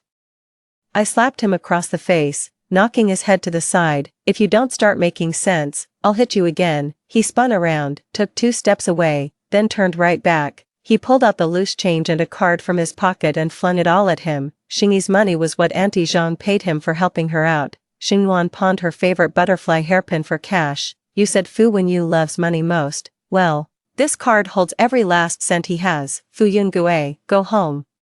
Fu Yungue was running a high fever. His body simply couldn't withstand that kind of strain. He was rushed back to the emergency room. Fu Zhenyuan didn't hesitate. He sent Chiyu abroad. Just before boarding the plane, Chiyu sent me one last message. Do you really hate me that much? In my past life, I missed him. Amidst my successful career, fame, and nightly revelries, I often found myself thinking of him. In this life, I don't love him anymore, but I wouldn't say I hate him either. We just had a love that didn't quite work out. It left us both wounded and ended in a messy, abrupt way. The one who was truly entangled with him, from start to finish, was Fu Yungue. That night, as he was being loaded into the ambulance, dazed and confused, he asked me, am I really her child? I leaned close to his ear and whispered, yes, you are her child, she is your mother, but in this world, there are just some people who don't love their own children. It's not something you can choose. But you still have us, me, Fu Wenyu, Xingyi, Xingluan, we are the family you chose, and we want you to live. Fu Wenyu asked me, really? I shook my head, I don't know, but it doesn't matter, not everything needs to be so clear. If he wants her to be, then she is, just an answer. Who says an answer has to be correct? 26. Fu Yungue had once again cheated death, clinging to life by a thread, but his health was deteriorating, and sometimes he even needed to use a ventilator. Xingluan asked me, is Daddy going to die? I sat down, holding her in my arms. Everyone dies someday. Daddy will, Mommy will, and you and your brothers will too. So, are we back together? Is that what you want? For us to be together again, more than anything? Alright, in that case, your father should go ahead first to find a spot and build a house, otherwise, we'll have nowhere to stay when we get there. Is Dad building it all by himself? We'll burn more paper money for your dad, so he can hire help to build it. He can build one just as big as our house. Great, and I want to keep my own room. No problem. Just as I was speaking, a cherry hit me on the head. I turned around to see Fu Yungui's utterly speechless expression. You really are something else. You won't even leave me alone after I'm dead. Wait, I'm not even dead yet, and you're already planning for when I am. Xing Mingyang, you're no different from a beast. The spring festival that year was very lively. We had the New Year's Eve dinner and set off fireworks. Xingwan danced to a routine she learned in kindergarten. Xingyi sang a song, albeit a bit shyly and awkwardly. I thought Fu Wenyu would refuse to participate. To my surprise, he picked up a guitar and played "Congratulations and Prosperity." I gave them red envelopes. Amidst the laughter and chatter, no one noticed that Fu Yungue had fallen asleep. Suddenly, the surroundings fell into a deathly silence. In the silent moment, my mind went completely blank. Suddenly, Fu Yungue opened his eyes, holding a vigil. I was just asleep, I'm not dead. He stood up and stretched. I can't take you guys anymore, I'm going to bed. At that moment, the New Year's bell began to toll. Fu Yungue stopped in his tracks. For the first time, his voice softened. Happy New Year. The end. Story 2. After my uncle died in a car accident, my cousin suffered severe mental trauma and came to my home to recuperate. She fell in love with my boyfriend, and everyone told me to give him up for her. Even my boyfriend said, Euro. She's already so pitiful. Why are you making things difficult for her? Later, I was also in a car accident. While I was being resuscitated, my cousin sobbed in my boyfriend's arms. So many people care when she dies, yet no one notices me when I'm alive. I died in the operating room, and my cousin took my guaranteed admission spot and married my boyfriend. When I opened my eyes again, I had returned to the time when my cousin had just arrived at my home. Bitch, you killed my dad. And now you're stealing my boyfriend too. The moment I opened my eyes, a tremendous force pushed me against the wall. Mo Kuer was holding scissors, about to slash my face. I instinctively resisted, pushing Mokur away. The scissors flew out of her hand as she staggered back several steps before tumbling down the stairs. Her hand was scraped, blood dripping down. Mokur simply sat on the floor, covering her face and sobbing uncontrollably. The surrounding classmates stopped and curiously turned to look in this direction. Son Euro, what are you doing? The person rushing over is my boyfriend Jianyu. He helped Mo Kuer up from the ground. Are you okay? Following closely behind Jianyu was my best friend Tang Xian. Seeing Jianyu like this, she was furious. Jianyu, are you blind? Mo Kuer was the one who grabbed scissors first, trying to slash Son Euro's face. Whose boyfriend are you really? Mokur can't tell. But you should know better. Perhaps Tang Xian's voice was too loud, as Mokur seemed startled, shrinking into Jianyu's arms and crying even harder. Jianyu frowned. Tang Xian, you know about Mokur's condition. After her father's sudden death, she developed severe psychological issues. How could you provoke her at a time like this? Don't you have even basic compassion? As if sensing protection, Mokur timidly tugged at Jianyu's sleeve and stubbornly repeated, You're my boyfriend. Jianyu patted Mo Kuer's head and said in a soothing tone, Mo Kuer was satisfied. She glared at me and said triumphantly, If I see you talking to Jianyu again, I won't be polite. Jianyu sighed. He gave me an apologetic look, then scooped Mo Kuer up in his arms. Your hand is injured. I'll take you to the hospital first. 2. How familiar this scene was. In my past life, I also watched Jianyu and Mo Kuer leave like this, back then, just like Tang Xian now. I was furious but utterly helpless. After all, Mo Kuer was truly pitiful. My aunt passed away while giving birth to her, and she was raised by her uncle, who then died in a car accident during her senior year of high school. As a result, Mo Kuer suffered severe psychological trauma and began experiencing intermittent episodes. To take care of her, my mother brought her to live with us. At first, I gave Mo Kuer everything she wanted when she asked for my room or my clothes. I agreed without hesitation, until one day, Jianyu came to visit our home. He's the heartthrob of our school and also the young master of the Jiang group. Mo Kuer fell in love with him at first sight. Sister, please give Jianyu to me. I rejected Mo Kuer, but after that, whenever Jianyu was mentioned, she would become somewhat hysterical. She started believing that Jianyu was her boyfriend, and that I was the other woman trying to steal him away. Whenever she saw Jianyu going on a date with me, she would cry bitterly and even cut herself with a small knife. Later on a rainy night, when Jianyu and I were watching a movie outside, she frantically called me, saying she had been kidnapped. I rushed over in a state of panic and got into a car accident on the way. During the emergency treatment, my soul seemed to detach from my body and float outside the operating room. Mokur was sobbing while curled up in Jianyu's arms. I was just joking, I never thought she'd take it seriously. If Sister Euro died, so many people would remember her, but while I'm alive, I only suffer. No one has ever cared about me. Jiangyu couldn't help but hold her tighter. Who says no one cares? You still have me. After my death, Moker's mental state seemed to improve significantly all at once. She recognized my parents as her own, took over my guaranteed admission spot, and went to Tsinghua University with Jiangyu. During Qingming Festival, she burned joss paper for me and my uncle. Dad, cousin, thank you for making this possible. If it weren't for you, I wouldn't even have gotten into a junior college. How could I be where I am today? At that moment, my soul was suddenly awakened. Moker was never ill. It was all just an elaborate scheme. A clear female voice came from beside me. Do you want to start over? Without hesitation, I replied, yes. When I opened my eyes again, I had returned to the day Moker first transferred to our school. Watching Jiangyu about to carry Moker away, I suddenly strode forward and said in a deep voice, Jiangyu, we're breaking up. Jiangyu's expression changed instantly. He frowned and said, Euro, don't be rash. I'm serious, I said calmly. If you want to take care of Kuer, then take good care of her. We're over. After speaking, I turned and walked away without looking back, ignoring Jiangyu desperately calling my name behind me. 3. After school, I called Tang Xian to the coffee shop. Does your father know someone in the traffic police department? I want to investigate the truth about my uncle's car accident. My uncle was an experienced truck driver. That day, everything seemed completely normal, yet he drove straight into a bridge pier. After hearing me out, Tang Xian got goosebumps. Are you suggesting his death might not be accidental? I remained silent. Uncle was a good man, not particularly capable, but fiercely independent. My family had offered financial help multiple times, but he always politely declined. After his death, Moker was adopted by my family, moved into a spacious villa, and began living a life with chauffeurs and maids at her service. Everything is just speculation for now.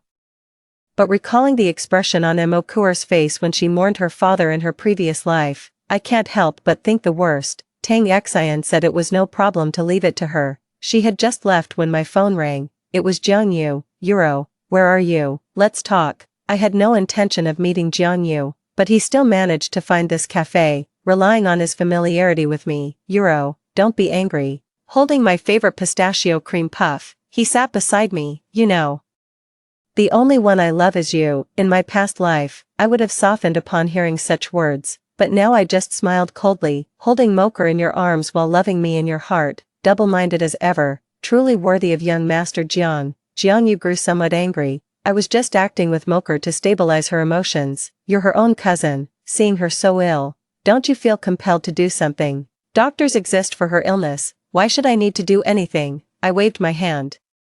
Enough, Jiangyu. Breaking up is best for both of us. I've already called the hotel to cancel the engagement venue preparations. Jiangyu was stunned, staring at me in disbelief. Are you serious? He immediately glared at me angrily. Son Euro, engagement is a very serious matter. There's no need to joke about it just because you're upset with me. It's no wonder Jiangyu didn't believe it. After all, I had always loved him so much. Wholeheartedly determined to go to Tsinghua University with him, with every plan for the future filled with thoughts of him. But now I don't want any of it anymore. One last time, I'm not joking, nor am I being petty. I met his gaze calmly. Breaking up, it's that simple. Jiangyu growled in a low voice. I don't agree. Before his words faded, a figure rushed into the cafe. Moker grabbed the coffee from the table and splashed it on me with lightning speed. Bitch, she screamed. Before I could retaliate, she swayed and collapsed into Jiangyu's arms. Jiangyu held Moker protectively with one hand while gripping me tightly with the other, his face drenched in sweat. Amid the chaos, I glanced behind the coffee shop counter. The boss secretly gave me an okay hand gesture. The corners of his mouth curled up silently. The owner of this coffee shop is my friend, and I just signaled him to turn on the camera. The entire episode of Moker's outburst was recorded. This is my backup plan, prison or mental hospital. I must send her to one of them. 4. The day's farce ended with Jiangyu sending Moker to the hospital. I went home alone and found no one there. Apparently, my parents received the call and went to the hospital to see Moker. I sat in the unlit living room, quietly pondering for a while. In truth, my parents love me very much, but they are also extremely strict with me, always holding me to the highest standards. When I was little and had conflicts with other children, they would always make me apologize first, not to mention that this time, Mocha appeared as the complete underdog in everyone's eyes, so whenever there was any conflict between me and her, they would always superficially take her side more. This time when they went to the hospital, Mocha must have played the victim again, probably throwing a lot of mud at me. Sure enough, a little over an hour later, Mom and Dad came home with Mocha. Mom was supporting the weak Mocha, while Dad's face was as cold as ice. Euro, come here, Dad called me. I clearly saw that behind him, Mocha appeared to be weakly nestling in Mom's arms, but in reality, a barely noticeable smile had crept onto the corners of her lips. Did you provoke Cora again? Dad's voice carried anger. You know perfectly well Cora is sick, yet you embarrassed her in public. Euro, when did you become someone so devoid of empathy? Look. Mocha is twisting the truth again. Clearly she was the one who rushed in and splashed coffee on me, yet now it's turned into me embarrassing her. If this were my past life, I would desperately defend myself, trying to prove I didn't do such a thing, but in this lifetime, I know self-justification is useless. What works is going crazy together with Mocha. Isn't it just pretending to be sick? If you can do it, so can I. Lowering my head silently, I said in a pained voice, I'm sorry, Dad. I know I've let you down. Then, I took out a thick document folder, emptied it, revealing a diagnosis report provided by a psychological counselor and a completed leave of absence application form. My parents' expressions changed abruptly, and even Mocha couldn't help but straighten her posture. My eyes were red and swollen as I helplessly pinched my own arm. Lately, I can't control my emotions at all, and I'm completely unable to focus when studying. If this continues, I feel like I might end up taking my own life. Parents have limited energy, they can't take care of both me and Cora at the same time. As the older sister, I should give way to her, so let Cora take the college entrance exam this year. I'll take a gap year. As soon as I finished speaking, Mom was the first to panic. This won't do. Dad was slightly calmer than Mom. He pulled her into the bedroom. The two lowered their voices. Yet fragments of their conversation still reached us intermittently. Mom's voice trembled with tears. It's all my fault. I only thought Cora needed care, so I brought her home, but I never imagined it would affect Euro too. Dad comforted her. Don't blame yourself yet. What's important now is finding a proper solution. In the living room, Mocha glared at me with resentment. She picked up the psychological counseling diagnosis form I had placed on the table. Son Euro. When did you go to the counseling center? This must be fake. I curled my lips slightly and whispered, you've never even been to a psychiatric department, just running your mouth. At least I have a fake certificate. The next second, our parents pushed the door open. I immediately put on a helpless expression. Please, stop blaming me. I'm willing to give Jiangyu and our parents to you. If that's still not enough, I'm ready to disappear from this world forever. Euro, what are you saying? Mom rushed over and tightly grasped my hand. You must never think like that. Dad then came before Cora and said gently, here's the thing, we've discussed it and decided that our family has another house in the southern part of the city, which is closer to school. Cora, why don't you move there first? We'll hire a caregiver to look after you. Mocha's eyes widened. Uncle, are you abandoning me? She immediately began to panic. Uncle, please, you're my only family left. Don't cast me aside. Both parents comforted her together, their tone extremely gentle but their stance unshakably firm. I sobbed quietly on the side, but inwardly sneered. In my past life, after I died in a car accident, my parents were utterly heartbroken. At that time, Mocha volunteered to become their daughter and care for them in their old age. Unaware of the truth, they agreed, but now, I'm still alive. Parents always favor their own flesh and blood. They couldn't just stand by and watch Mocha drive me to depression and suicide. Just like that, Mocha was sent away from our home. She went around school playing the victim, claiming I kicked her out of the house. Classmates started calling me a wicked sister for treating a poor orphaned girl so cruelly. I couldn't even be bothered to respond. The college entrance exam was what truly mattered. These rumors meant nothing. After high school graduation, most people would never see each other again anyway. Jiangyu also confronted me. Kiki cried to me half the night yesterday. Was it really necessary to treat her like that? I buried myself in solving analytic geometry problems without even looking up. Jiangyu, we've already broken up. You don't seem to have any standing to criticize me. I never agreed to break up. Jiangyu said resolutely, the engagement is a matter between two families. How can you end it with just one sentence? Well, That's interesting. I put down my pen, looked up, and smiled meaningfully. So you're saying you're still my boyfriend? Since you're still my boyfriend, can you explain why Imokur was crying with you half the night, a man and woman alone together late at night? Who do you think is being more inappropriate here? Jiangyu was choked with anger. I only feel sympathy for Imokur, she's your cousin and also my classmate. I smiled without saying anything. Actually, there's a recording in my phone. It was during Jiangyu's gathering with his friends when one of them recorded it and sent it to me. In the recording, whether Jiangyu was drunk or not, he said in a smug voice, "Have you all watched The Heaven Sword and Dragon Saber? Don't you think Song Yuro is just like Xiao Min? And Imokur resembles Xiao Zhao?" I sneered. What era is this? Still trying to play the red and white rose game? It's just that right now, I don't want to keep arguing with Jiangyu. Verbal disputes are useless. The more you argue with rotten people, the deeper you sink. What I want to seize is tangible benefits. 5. But Jiangyu is like a piece of chewed gum. Once it sticks, you can't shake it off. The school organized alumni from Tsinghua and Peking University to come back and give lectures, with the top 30 students in the grade attending. Coincidentally, Jiangyu happened to be sitting right next to me. Before the meeting started, he stopped me, seeming somewhat hesitant to speak. "There's something I don't know how to bring up." "Then don't." I tried to walk past him, but he blocked my way. Jiangyu gritted his teeth and finally spoke up. "Could you give your guaranteed admission spot to Imokur?" "No." I didn't even bother to lift my eyelids as I tried to shake Jiangyu off. Jiangyu grew anxious, gripping my wrist tightly as he forcibly pulled me to the side of the corridor. "Yuro, listen to me. Saving a life is more meritorious than building a 7-story pagoda. Right now, you're the only one who can save Kur." Under my scrutinizing gaze, Jiangyu haltingly recounted the entire incident. It turned out Imokur had stirred up trouble again. She faked a suicide in the bathtub, then called Jiangyu, who broke down the door at the last moment before she lost consciousness and saved her.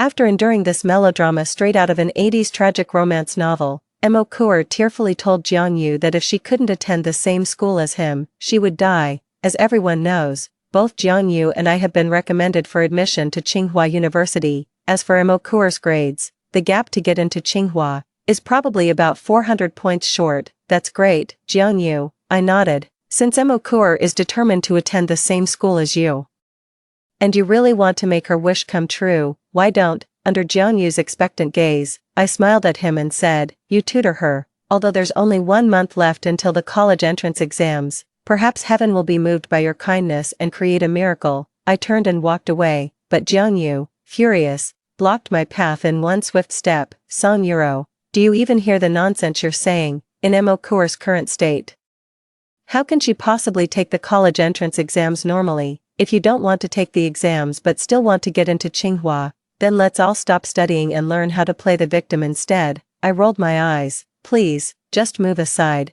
I need to attend the lecture." I finally shook off Jiangyu and strode forward with long steps. "Behind me," he said with a sinister tone, "Song Yuro, don't think I don't know. Her father's death was your doing."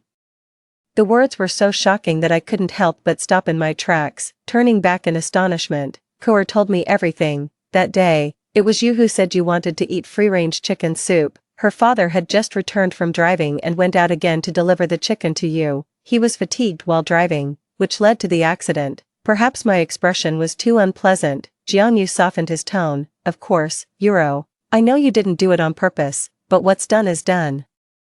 Kur has become like this now, and you bear some responsibility. You should atone to Kur." I remained silent as Jiangyu stepped forward, trying to embrace me. "Yuro, I know you don't believe me, but I truly only feel pity for Imokur. She's your sister, and I treat her as one too, but in my heart, the one I love has always been you." Before Jiangyu could finish speaking, a cold voice interrupted him. "Classmate, you've been blocking this path for almost 10 minutes. When are you going to move?" Jiangyu and I turned our heads together. A girl in a white shirt stood not far away, with gold-rimmed glasses hanging on her chest, hands in her pockets, her expression somewhat aloof. I recognized her. She was one of the speakers for this lecture, Senior Su Shaoran, who went to Peking University. For some reason, the moment I heard her voice, I suddenly froze. "When I was reborn," a voice whispered in my ear, "Do you want to start over?" That voice was exactly the same as Su Shaoran's from just moments ago. "Bro, this isn't working. The girl is clearly annoyed with you, yet you're still pestering her here. Behind Su Xiaoran, a tall young man sauntered up with a carefree attitude. His face had an ageless quality, blending a man's mature features with a youth's clear-eyed freshness. A name tag pinned to his chest read, Alumni, Ji Zhao. In that instant, fragmented memories suddenly flooded my mind like scattered puzzle pieces. A strong intuition tells me I've seen these two people before. 6. Thanks to Su Xiaoran and Ji Zhao, Jiangyu couldn't continue pestering me. As soon as the lecture ended, I immediately bypassed the crowd and approached Su Xiaoran. Senior, could I have your contact information? Su Xiaoran studied me for a long time. Then smiled. Didn't you get directly admitted to Tsinghua? I'm from Peking University. You should go find your Tsinghua seniors. I hesitated for a long time before finally asking tactfully, have we met before? The moment I spoke, Su Xiaoran's expression changed. Ji Zhao, who had followed and now stood behind her, also showed a subtle shift in expression. At school, Su Xiaoran asked with apparent calmness. I mustered the courage to shake my head. No, not at school, it was at. With people coming and going around us, I didn't dare speak too directly, so I hinted vaguely, by a riverside, with red lotuses on the opposite bank. One of you was on a boat, the other on the bridgehead. Before I could finish speaking, both Su Xiaoran and Ji Zhao's expressions turned grave. You actually remembered, Su Xiaoran murmured softly. This probably means you'll face many more trials ahead. She tore off a sticky note, wrote down a string of numbers, and handed it to me. Here.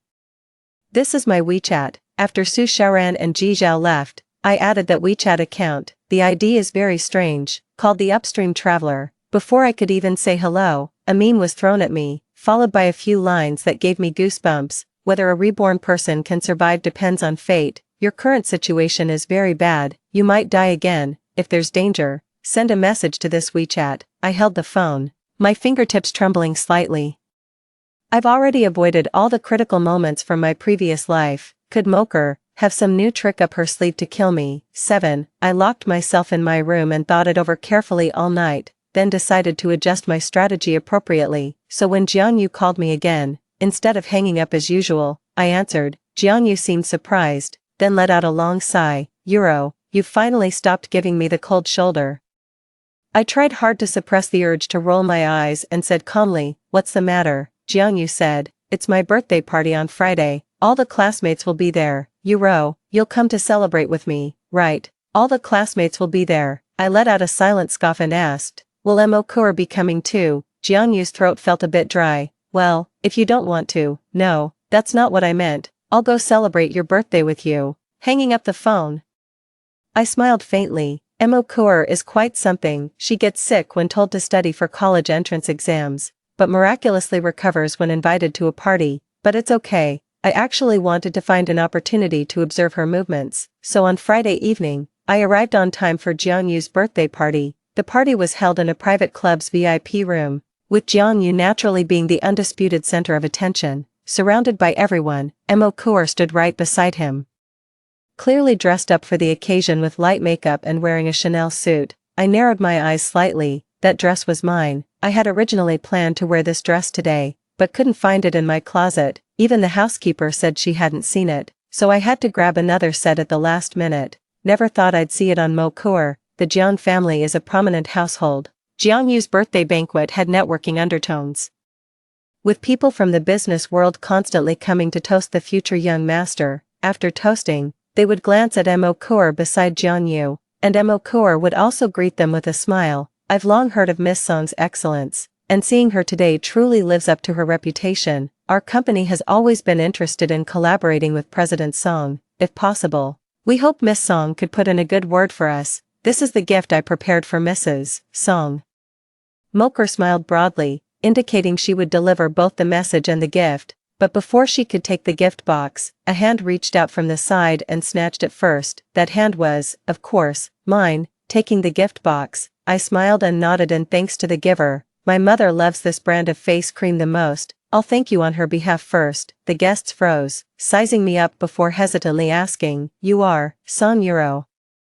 I extended my hand gracefully to shake hands and greet the other person. The guests were completely baffled. And this young lady is. Everyone's gaze fell upon Mokur. Obviously, apart from our schoolmates, everyone else had mistaken Mokur for me. After all, I'm the one engaged to Jiangyu, And the one who should be standing beside him at today's birthday banquet is me. Clearly, Moker has taken what doesn't belong to her. Before Moker could introduce herself, I cut in, "Uncle.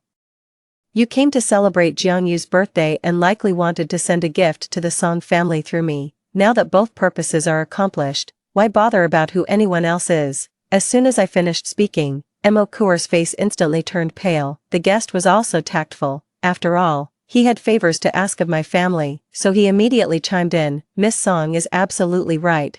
I'm terribly sorry for mistaking you earlier," with such clear and eloquent speech. Miss Song is truly a lady of noble upbringing. Out of the corner of my eye, I saw Moker so angry that her eyes turned red. She turned her head and ran out the door. That pitiful look was truly heartbreaking. I noticed Jianyu's expression filled with concern, clearly about to follow her. I grabbed him. "Fiancé, where are you going?" Jianyu angrily pushed my hand away. "Son Euro, is this really necessary? Moker is also part of your family, since you hadn't arrived yet. She was just helping to receive gifts. Why must you make sarcastic remarks about her in front of so many strangers?" I sneered. "That's right, helping to receive gifts for me. Next, will she be helping to stand by your side, helping to cut the cake with you, and maybe even helping to marry you in my place?" Jianyu frowned deeply. "Euro, I always thought you were a generous and graceful girl. How could you become like this?" With that, he left me behind and chased after her alone. Everyone turned to look at me. They all saw how the Jiang family's crown prince had just abandoned his fiancée to chase after Moker. Moker, she must be feeling pretty smug, right? It's fine, let her enjoy her moment for a few days. After all, just moments ago, I had already grasped the clues I wanted to know. 8. That night, I received a text message from Moker. Inside was a photo of Jiangyu lying on the bed, clothes half removed, eyes slightly closed. "He's with you. But the one he truly loves is me. Son Euro, you still lost." I looked at my phone and let out a mocking laugh. Do you know how to truly crush someone's spirit? It's when they think they're just one step away from success, you kick them straight down from the clouds. So I opened WeChat and posted a moment's update visible only to Jiangyu. The content was a large bouquet of roses, captioned with, "Thank you for the flowers, I love them." After posting this update, I put my phone on Do Not Disturb mode and fell straight asleep. The next day was a weekend. When I woke up, there were over a dozen missed calls on my phone, all from Jiangyu. Opening WeChat, Jiangyu had already sent several screens worth of messages. "Son Euro, who sent you those flowers? You're my fiancé. Yet you're still being ambiguous with other men outside. What would your parents think if they knew?"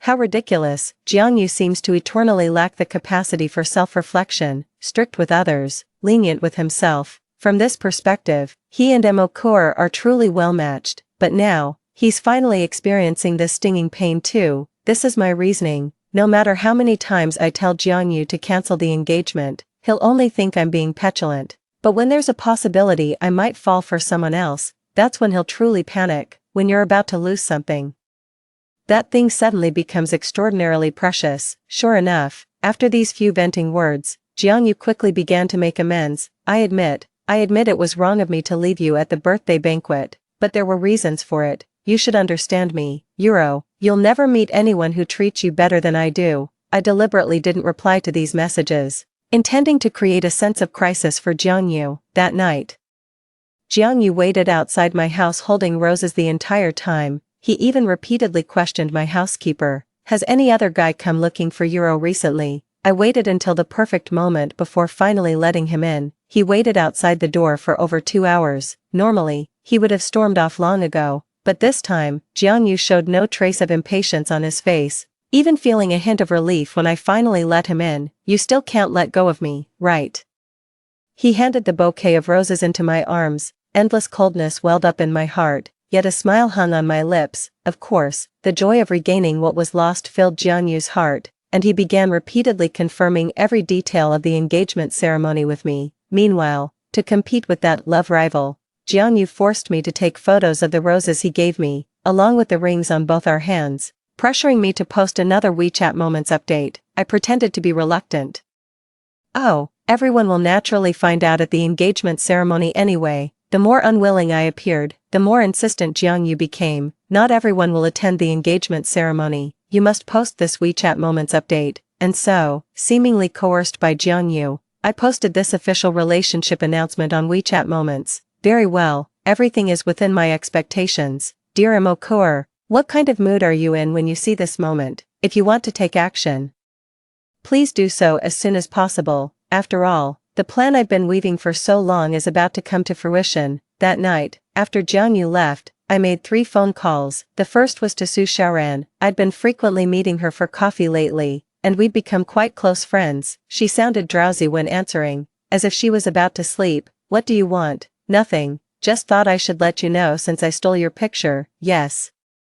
That picture I posted on Moments for Jiangyu to see. The roses in it were actually sent by Su Xiaoran's boyfriend Ji Zhao. Su Xiaoran and I were eating out at the time. Ji Zhao had somehow offended her, but since he was out of town and couldn't apologize in person, he sent flowers instead to make amends. After hearing the whole story, Su Xiaoran was practically dying of laughter at Jiangyu's antics, but she quickly composed herself. By provoking Mokur like this, she might retaliate with extreme measures. Are you prepared for that? It's no wonder Su Xiaoran was concerned. According to her, those who are reborn defy the will of heaven, making them less likely to be favored by good fortune. But I just smiled and said, of course. After ending the conversation with Su Xiaoran, I made another call to my best friend Tang Xian. How's the progress on that matter I asked you to handle this morning? Half an hour later, I hung up the phone call with Tang Xian.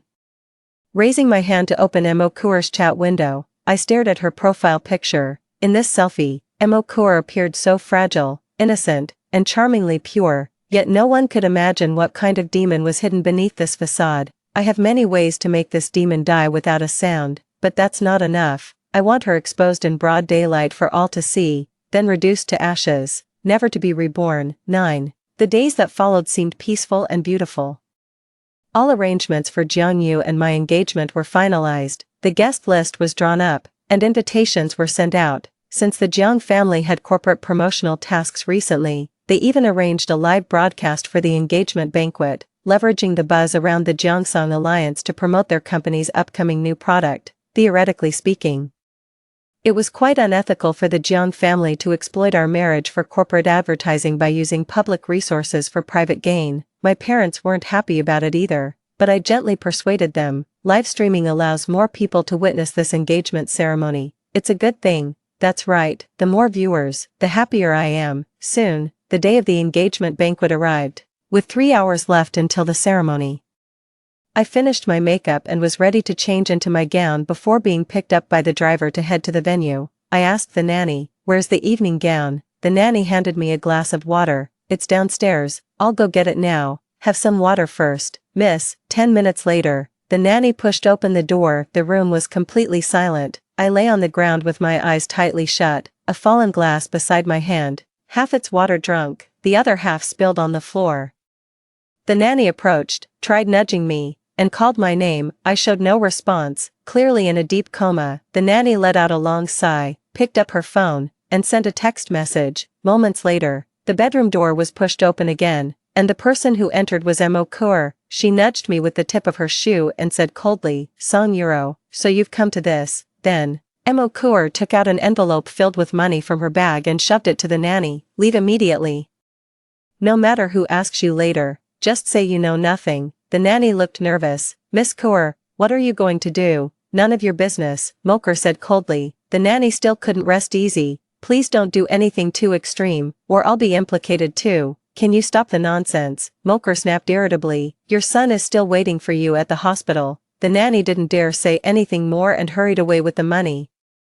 Only Mokur and I remained in the room. She calmly removed the jewelry from me and adorned herself with it, then headed to the dressing room where she found the engagement dress I had prepared. "Sis, you know what? I've always been jealous of you. We're children of the same pair of sisters, yet you live in a grand villa while I'm stuck in a rundown apartment building. You're about to marry into a wealthy family. Everyone calls you Mrs. Jiang, while I'm stuck with a bunch of small-time thugs. This isn't fair," Mokur said while leisurely changing her clothes. After changing, she waited a moment longer until the roar of motorcycles sounded below, and a group of thuggish-looking men appeared downstairs. Mokur opened the door for them and briefly instructed, "Follow the plan, strip off their clothes, take photos, and wait for my message. Once you receive it, send the photos to me." 10. Mokur left. Several tall men surrounded me.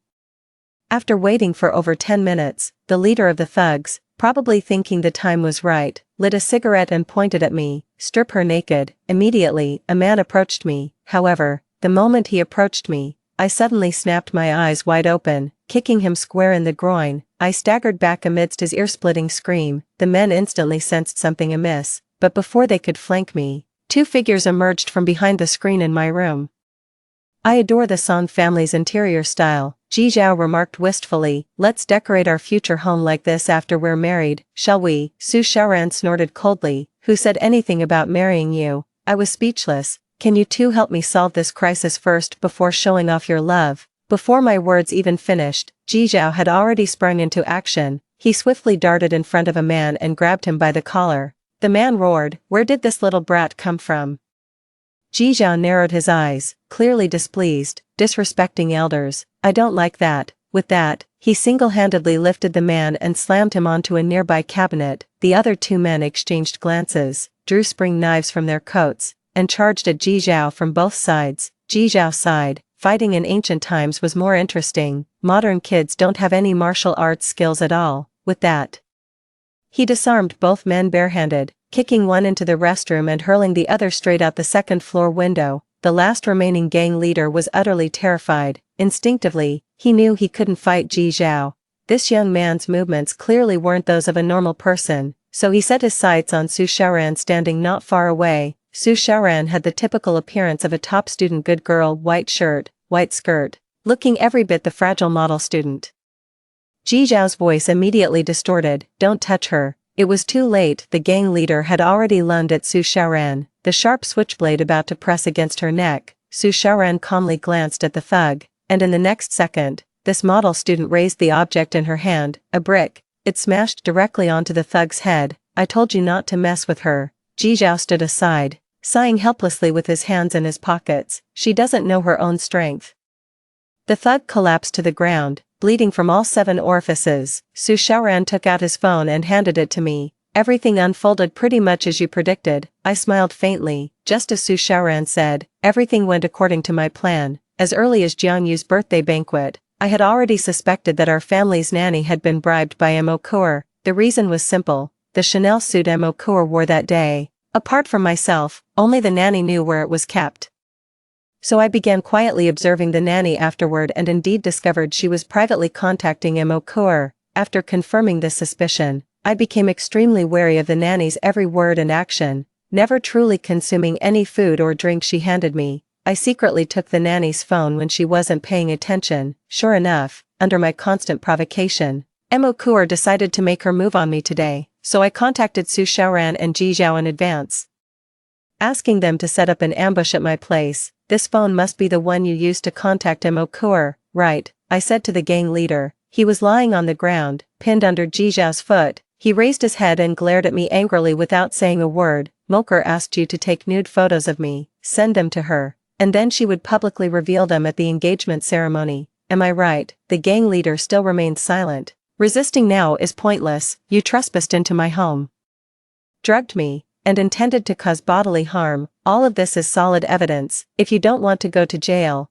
then do as I say." I held the phone up to the gang leader's face. "Unlock your phone." The gang leader turned his head away, ignoring me. "Fingerprints should work too." Ji Zhao attempted to grab the gang leader's hand. However, the gangster did something no one expected. He stuck his thumb in his mouth and bit down hard, making it bleed profusely. In short, he wouldn't reveal the password, and he destroyed the fingerprint that could unlock the phone. "Don't even think about impersonating me to contact Cour," he shouted, his voice laced with menace and a hint of smugness. I lowered my gaze to study him. After a moment, I smiled faintly. "So that's how it is. You weren't bribed. You genuinely care for her." The gang leader, having had his feelings exposed, turned his head away to avoid my gaze. I smiled. "So that's how it is." These troublemakers were all quite young, and in their eyes, Mo Cour must have seemed like a pure, unblemished jasmine flower. Even if this jasmine flower made them commit heinous acts, it must have been because she was wronged first and had no other choice. In that case, this should be easy to handle. I took out my phone and pulled up the recording I had just made. Mo Cour's voice rang out clearly. "You're about to marry into wealth. Everyone calls you Mrs. Jiang, and me, I'm surrounded by a bunch of lowlifes. If my future means marrying such low-quality men, I'd rather die. The voice was cold and merciless, yet unmistakably Mo Coors. The gang leader's body jerked violently. He raised his head and stared fixedly at my phone, his eyes bloodshot. Got it, you like her so much, but she's never thought highly of you. You're just a stepping stone to be used. Once she steps over you to latch onto the Jiang family's young master, she'll toss you aside. Now, think again. Do you want to cooperate with me or not? 11. Mo Coor stood in the hall, watching the lavishly dressed guests. She swallowed hard, feeling inexplicably nervous. She took out her phone and sent a message to Shunzi. Is the video recorded? Send it over. Soon, a file was sent over. Mo Coor opened it but found it couldn't play properly.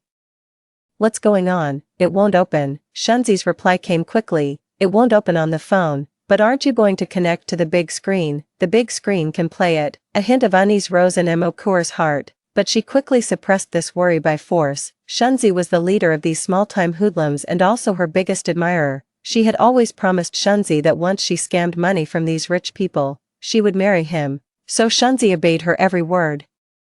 If Shunzi says there's no problem, then there's no problem. So Mo Coor quietly approached the control panel. At this moment, the large screen was displaying some old photos of Jiang Yu and Song Yuro. With no one at the computer controlling the system, Mo Coor sat down and imported a video from her phone. Soon, all the guests would see Song Yuro's indecent video. Moreover, this engagement banquet was being live-streamed, meaning countless people would witness this scene. The Jiang family, being such a status-conscious clan, would never allow Song Yuro to set foot in their household again. Mo Coor imported the video and fiercely pressed the play button. 12. In the center of the auditorium, everyone turned their heads, drawn by the video that suddenly began playing on the large screen. With a frenzied smile, Mo Coor also turned her gaze toward the large screen. In the next second, her smile froze on her face. The video scene was set in a coffee shop.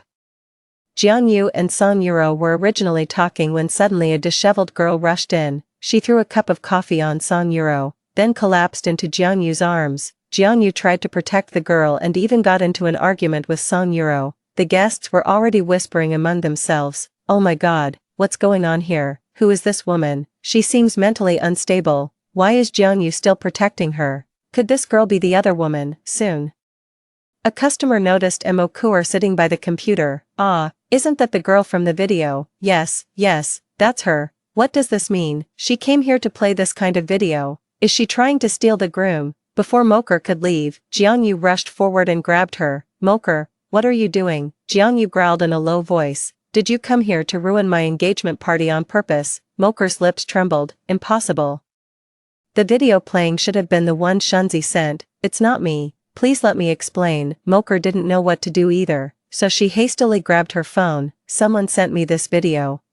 Perhaps too flustered to find a scapegoat, or perhaps wanting to ask what was going on. In any case, Moker made a call to Shunzi. The familiar ringtone sounded from behind. Moker turned around abruptly, dressed in evening attire. I stood not far behind her, raising the object in my hand with a flourish. It was Shunzi's phone. The next second, I stepped onto the stage, took the microphone, and said, "Hello everyone, thank you all for attending my wedding. I believe you've just seen the video played by my cousin Mo Coor. Clearly, this three-way relationship is a bit too crowded, making me seriously reconsider whether this engagement should proceed." Jiang Yu shouted, "Song Yuro, what are you doing?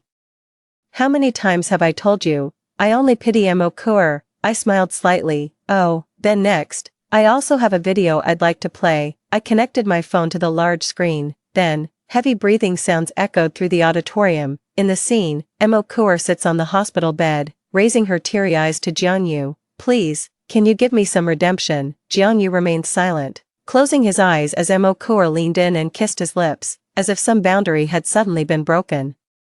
Jiang Yu abruptly pulled Mo Coor into a deeper kiss. The video clearly captures the sound of their rapid, heavy breathing. As the playback ended, the auditorium fell as silent as a graveyard. Jiang Yu turned deathly pale. Mo Coor has mental illness. I was just assisting with the treatment." Before he could finish, Mo Coor jumped up. "No, I don't." Mo Coor's strategy was clear. She merely feigned illness at my home, relying on others' sympathy to survive. But today, in front of so many people, especially with the live broadcast, she absolutely couldn't admit to having a mental illness. Otherwise, Not only would the Jiang family never allow Jiang Yu to marry a mentally ill wife, but her future education and job prospects would also be affected. Mo Kuo frantically pulled out her medical report from her bag. Jiang Yu, look, everything about me is normal. That's great. Someone interrupted her. Mo Kuo looked up in shock and stared at me.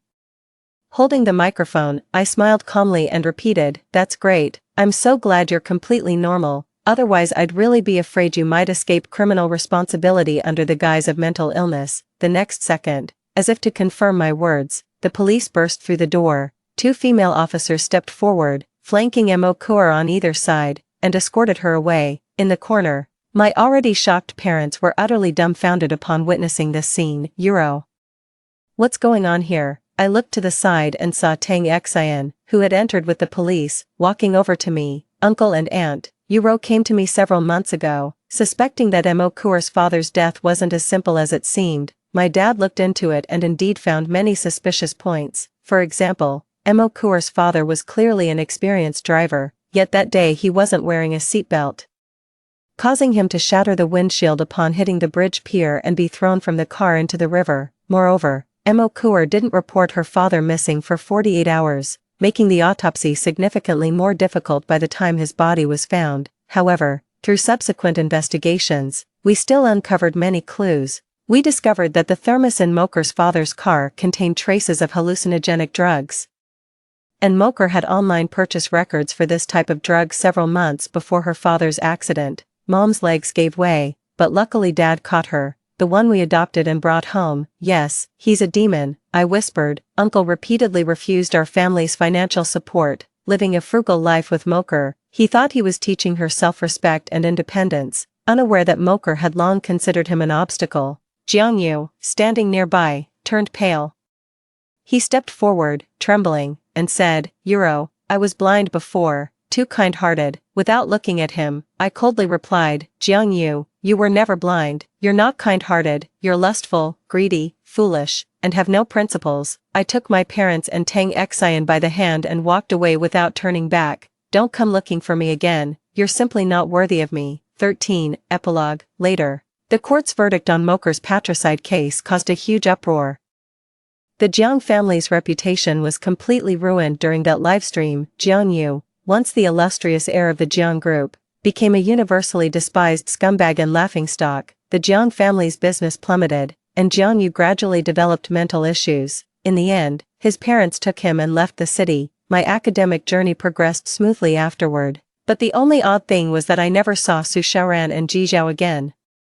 I messaged the WeChat account named Time Traveler, but Su Xiaoran rarely replied, only occasionally sending me a voice message. We have new work. Deep down, I had a vague idea of what their work entailed. After all, Su Xiaoran once created a small group chat with me and Ji Zhao, and I noticed Ji Zhao's WeChat ID was Soul Chaser. Our trio's group chat was named Work Group 018, perhaps I was their client number 018. What I don't understand is that they provided me with so much assistance without charging me a single penny. What exactly is the compensation for their work? In the spring of the following year, many of my questions were finally answered. Su Xiaoran sent me a text message. The content was just 4 words. Want to eat grilled meat? 14. Large slices of fatty beef sprinkled with scallion sizzle on the copper grill, releasing an aromatic oil fragrance. Surrounding them are garlic-buttered mushrooms arranged like small bowls around the grill's edge, already exuding juices that bubble with a boiling sound. Su Xiaoran picked up a piece of kimchi and chewed, finally finished the busy work. Even Spring Festival wasn't peaceful. Across the table, Ji Zhao was using scissors to cut open a molten lava steak with cheese filling. You've worked hard, dear, eat more meat. Su Xiaoran rolled her eyes. Who's your dear? Get lost. She picked up a piece of grilled fatty beef and put it on my plate. What do you know about the two of us? I kept my head down, focusing on eating and playing dumb. What, about you two? I know you're from Peking University, but I don't think Ji Senior ever mentioned which school he's from. Su Xiaoran waved her hand. No need to pretend, Junior, I know you're smart, just say what you know. Since it's come to this, I can't keep playing dumb. Senior Ji is a soul chaser. His ability should be sealing spirits. You're a time reverser. Your ability is time regression. I must have been revived thanks to you two saving me. Su Xiaoran chewed on the fatty beef without speaking. Silence essentially meant confirmation. I should have been dead already. That river blooming with red lotuses was the river Styx, with one of you at the bridgehead and the other on the boat. At the bridgehead stands Senior G, responsible for guiding the souls back across the bridge. On the boat is Senior Sue. You ferry those souls aboard and sail against the current. Su Shaoran listened silently until I finished, then took a sip of cola. Everything you said is correct, but there's one problem. For souls we've saved, we quietly provide assistance so they can survive after rebirth, but theoretically, these souls shouldn't recognize us. After returning to the living world, their memories of the river Styx are automatically erased. The two of them stared at me with piercing eyes. So, why do you remember me? How should I know? Their eyes didn't blink at all. Me, no, I'm really not playing dumb this time. I raised my hands in surrender. I'm just an ordinary mortal who had a savior complex in my past life and still gets pushed around in this one. Could you gods please stop asking me about your divine affairs? Su Shaoran glanced at Ji Zhao. She doesn't seem to be lying. Ji Zhao, she genuinely doesn't know. Forget it, it's not important. Su Shaoran waved her hand. The bottom line is, we saved you, and most importantly, the most important thing is that I still have this memory. I said, no. Su Shaoran shook her head. The most important thing is, you're still a rich woman. Me, I've decided to start a company. The underworld budget won't get approved, so I plan to find a sponsor in the human world. Su Shaoran said, you seem like a perfect fit. Me, you guys eat first. I'll take my leave. 15. Song Yuro left. Ji Zhao grilled meat while leisurely teasing Su Shaoran. Well, failed to trick her. Su Shaoran said calmly, don't worry, she'll come back. Those bound by fate will ultimately return to the cycle of cause and effect. Sure enough, 3 minutes later, Song Yuro lifted the curtain and sat back down again. I didn't say I've agreed to you yet, she said sternly. I'm just asking, what exactly is your business? If I invest, can I get my money back? 1 month later, in the alley, Song Yuro looked at the tiny storefront with utter disdain. A tacky sign was placed at the entrance, reading wishing shop, 10 yen per try. I must be crazy, Song Yuro muttered. I can't believe I'm investing in this thing. Su Shaoran stood beside her and said kindly, it's alright, that little investment is just a drop in the bucket for you. What do you mean a drop in the bucket? Song Yuro exclaimed in frustration. Are you saying that for just 10 yuan? You'll help someone fulfill a wish. Are the abilities of you time turners and soul chasers really that cheap? What are you talking about? Su Shaoran said, baffled. The 10 yuan is just the price for making a wish. It means the guest can write their wish on a slip of paper for me. As for actually fulfilling the wish, that's a separate fee. By the way, let me introduce me, the shop manager, Ji Zhao, assistant manager. Song Yuro sneered. A general without an army, huh? You don't even have a single employee. Su Shaoran pointed at Song Yuro. You, staff member. Song Yuro, wait, explain this clearly. Aren't I the investor? Why did I suddenly become a shop assistant? Following behind Jiang Yu was my best friend Tang Xian. The moment she saw Jiang Yu in this state, she couldn't contain her anger. Fine, I'm leaving. Consider this investment as good as throwing meat buns to a dog. The influential Miss Song was utterly helpless against Su Shaoran. Fuming, she turned and stormed off. Just as I stepped out of the shop, I bumped into a pale-faced girl. Excuse me, is this a place where wishes come true? The girl asked timidly. Song Yuro froze for a second, then flashed a warm smile. Yes indeed, please come in. Oh no, I really became a shop assistant. After the girl entered, Song Yuro stood outside the store, wiping the sweat from her head in frustration. But this kind of work, serving deities and witnessing the joys and sorrows of mortal life, doesn't sound too bad after all. Anyway, summer vacation is still long. It's time to welcome new stories. Story 2. Before being pushed off the cliff by Zhou Lin, he told me a secret. All the bullet comments I saw were deliberately fabricated by him for me. It was precisely because I believed the nonsense in those bullet comments that I gave up my fiancé, who was a good match for me in terms of social status, and instead threw myself into Zhou Lin's arms. In the end, he drained my family fortune and pushed me off the cliff. When I opened my eyes again, I was back at the wealthy family's dinner party where I had been drugged. The familiar bullet comments appeared again. The female lead, don't you ever go looking for your fiancé, that scumbag is having a wild time with a young model. Why not take a look at Zhou Lin behind you? Although he is just a waiter now, he will become the richest man in the country in the future and spoil you rotten. I turned around and met Zhou Lin's affectionate gaze. In this life, I will make every single bullet comment become his death knell. 1. It was so hot. My body felt as if it was being roasted over a fire. I leaned against the wall and moved forward feebly with my hands and feet. It was not until the familiar bullet comments floated past my eyes that I suddenly woke up. I had actually gone back to the day when I was drugged at the party. "Miss Wen, are you okay?" A concerned male voice rang in my ear, but it made me tremble all over in fright. I turned my head and met those familiar eyes, gentle, worried, as if filled with endless affection. It was Zhou Lin. In an instant, boundless hatred welled up like magma. I had to use all my strength to restrain the urge to strangle him to death. In my previous life, it was precisely because I believed those bullet comments that I gave up my fiancé, who was a good match for me in terms of social status, and threw myself into the arms of Zhou Lin, who was still a waiter at that time. In the end, he drained my family fortune and pushed me off the cliff. It was not until just before I died that Zhou Lin stepped on my head and looked down at me condescendingly, saying, "Didn't you expect it?" Those bullet comments were all deliberately fabricated by me for you to see. Women are so easy to deceive. With just a few bullet comments, you really thought you were the female lead in a novel. "You're so stupid, you deserve to be killed by me." He sneered sinisterly and suddenly kicked me off the cliff with a single stomp. All that was left in my ears was the howling wind, and the crisp sound of bones breaking. "Miss Wen, you don't look well. Let me help you to the lounge, okay?" Zhou Lin's voice slithered into my eardrums like a snake hissing, instantly pulling me back to reality. There was carefully feigned concern surging in his eyes, but this time, I could clearly see the calculating look hidden deep within. He was waiting for me to be in a state of delirium and let him have his way with me. "Miss Wen, your body is so hot. How about, let me help you?" His breath brushed against my ear, and his voice was low and slow, as if deliberately trying to awaken the drug's effect in my body. The bullet comments appeared in a timely manner. "Female lead, don't resist, this is fate. Zhou Lin will treat you very well. Believe me, you two are a perfect match. Accept him quickly. Zhou Lin is really good in bed and will definitely make you feel ecstatic." My fingernails dug deep into the palm of my hand. In my previous life, it was these bewitching bullet comments that made me fall into the trap step by step.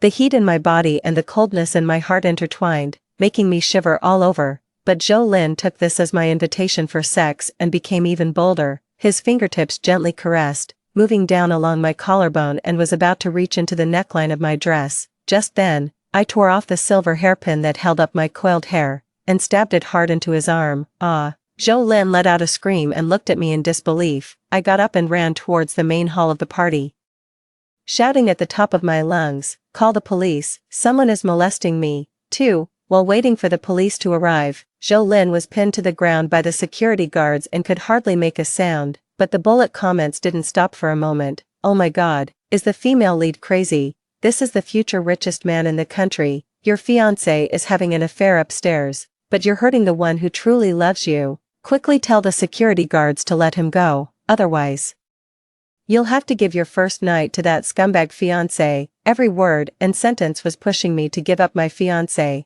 and offer myself to this waiter whom I didn't know at all. To be fair, Zhou Lin was quite good at bluffing people, but he seemed to have overlooked one thing. Could it be that I could only choose one of the two men? The doctor rushed over in a hurry and gave me an antidote injection. The cold injection pierced my skin, and the surging heat in my body finally subsided.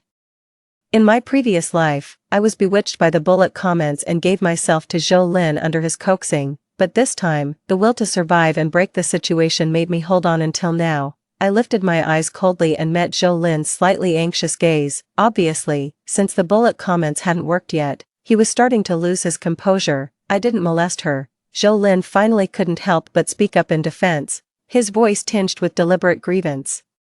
"I just saw that Miss Wen wasn't feeling well and came forward to show my concern out of kindness. I didn't expect to be misunderstood." The bullet comments immediately cooperated and flooded the screen. With his looks, does he need to be a molester? It's women who throw themselves at him. The female lead is too sensitive, isn't she? Treating kindness as something worthless. I sneered and gave him a mocking look. Every pervert will defend themselves like this when caught in the act.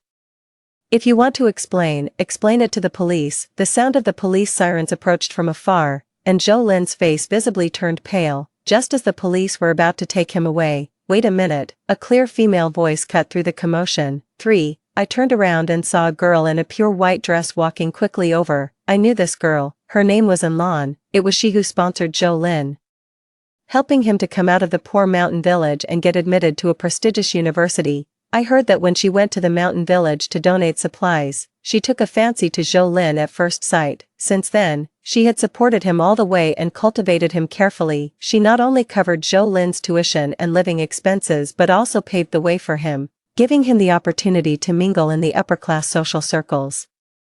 I once asked Zhou Lin what kind of relationship he had with Lan. Zhou Lin just said casually, "She's my sponsor and has been kind to me." I believed him at that time, but in my previous life, not long after I got together with Zhou Lin, this girl died in a car accident. At that time, I thought it was an accident. Now that I think about it, there's probably more to it than meets the eye. And Lan stood in front of Zhou Lin, like a mother hen protecting her chicks, without any evidence. "Can you just frame an innocent person with just your words?" She turned to look at the police. "I know Zhou Lin, he would never do such a thing. This silly girl was probably just like me in my previous life, whose mind had been bewitched by Zhou Lin's bullet comments." I looked at her angry expression with great interest and slowly took out my phone. "Oh, is that so?" On the phone screen, it clearly showed the scene of Zhou Lin acting inappropriately towards me in the lounge. Originally, I also wanted to find the footage of Zhou Lin drugging me, but unfortunately, he was cautious and managed to avoid the surveillance cameras, so I couldn't find the evidence of him drugging me. And Lan looked at the surveillance footage, her face as white as a sheet, but even so, she still bit her lip, as if she wanted to defend Zhou Lin. Fortunately, the police didn't give her the chance. Zhou Lin was soon taken away, and Lan followed. But those annoying bullet comments were still not giving up and were making a final struggle. "It's all a misunderstanding. Just a misunderstanding. Female lead, believe us." Zhou Lin just couldn't help himself for a moment. "And that's all because he loves you so much. Are you really going to miss the one who truly loves you for the sake of a cheating man? If you don't believe it, go and take a look at box No. 1 on the upper floor of the banquet hall. Your fiancé probably just finished his affair." I raised an eyebrow. If the bullet comments hadn't mentioned it, I would have almost forgotten. In my previous life, it was in box No. 1 that I witnessed my fiancé's betrayal with my own eyes. From then on, I completely believed the bullet comments and had no more doubts. My fingertips unconsciously dug into my palm, and I lifted the hem of my dress and walked upstairs. This time, I wanted to see just how flawless the plot Zhou Lin had arranged was. 4. The box was in a mess. The messy clothes were scattered all over the floor, and the air was filled with the smell of alcohol and lust intertwined. Mo was holding the woman in his arms and was sound asleep. The bullet comments immediately flooded the screen like crazy. "Look, this is your dear fiancé. Now do you believe that what we said is true? Only Zhou Lin truly loves you. Go and find him quickly." I bit my lower lip so hard that I tasted blood. It was this scene in my previous life that made me completely believe the prophecies in the bullet comments and obey Zhou Lin from then on. But this time, I strode closer and noticed Mo's dilated pupils and the abnormal flush on his face. His fingers were twitching spasmodically around the woman's waist. This look was exactly the same as mine after I relieved the effect of the drug in my previous life. I understood in an instant. It seemed that Mo had also been drugged. Mo woke up with a start. When he saw me, he pushed the woman in his arms away in a panic. He fumbled to wrap the quilt tightly around himself, his voice hoarse. "Luchi, you have to believe me. I was drugged." Of course I believed him, because this was a common trick used by Zhou Lin. In my previous life, I was so stupid that I was blinded by anger and didn't notice these details at all. "I know," I said calmly, but my fingernails dug deep into my palm. Mo obviously let out a sigh of relief. But the next second, "Let's cancel our engagement." "What?" He stared at me in disbelief. "I'm the victim, but you did betray me," I sneered. Moreover, memories of my previous life flashed through my mind, how the Chi family had gradually nibbled away at the Wen family's business under the pretext of my faults, and how Mo had watched coldly and even added fuel to the fire. The bullet comments were still flickering nonstop. "Female lead, baby, you've finally seen clearly. A man like Mo is not worth it at all. Only Zhou Lin truly loves you. He has been waiting for you for so long. Do you have the heart to make him wait any longer? Think about it. If you had chosen Zhou Lin just now, how happy you would be now." I clenched my fists. How ironic. In my previous life, I believed these lies and ended up dying a miserable death. In this life, I've seen through the truth. But I still have to step into this trap, because I know Only by making Zhou Lin think that his plan has succeeded first can I make him reveal more flaws. I will accompany Zhou Lin to play this game to the end. Mo still wanted to explain. I simply left, letting him call out behind me. The moment I turned around, a tear rolled down my cheek. It wasn't for Mo, but for myself in my previous life who had been played with and killed. 5. I cancelled my engagement with Mo, this time. The Chi family was in the wrong and had to give up 8 percentage points of the profits as compensation. 8 percentage points. My father was so angry that he smashed the teacup. Is my daughter's marriage only worth that much? I held down his trembling hand and said in a calm voice, I lost my marriage, but I got the money. Isn't that more practical? I think it's quite good. Dad is just feeling sorry for you. My father sighed. Originally, I thought that if you married Mo, in the future he would take over the Chi and Win companies, and you wouldn't have to worry about the rest of your life. But now, it's not only men who can take over the company. I interrupted him and said seriously, Dad, train me to be your successor. It's only when our own company is in the hands of our own family that we can feel at ease. My father's eyes lit up with surprise. Chi, do you really mean it? I looked straight into his eyes and nodded solemnly. In the past, I didn't want to get involved in company affairs. I thought that as long as I found a capable man, I could live an easy life. My parents also indulged my temper. They said that they named me Chi because they hoped that I could live happily without any worries, but the lessons of my previous life made me fully understand. No man can truly be my support. Only when I hold the interests firmly in my own hands can I feel at ease. Very good, very good.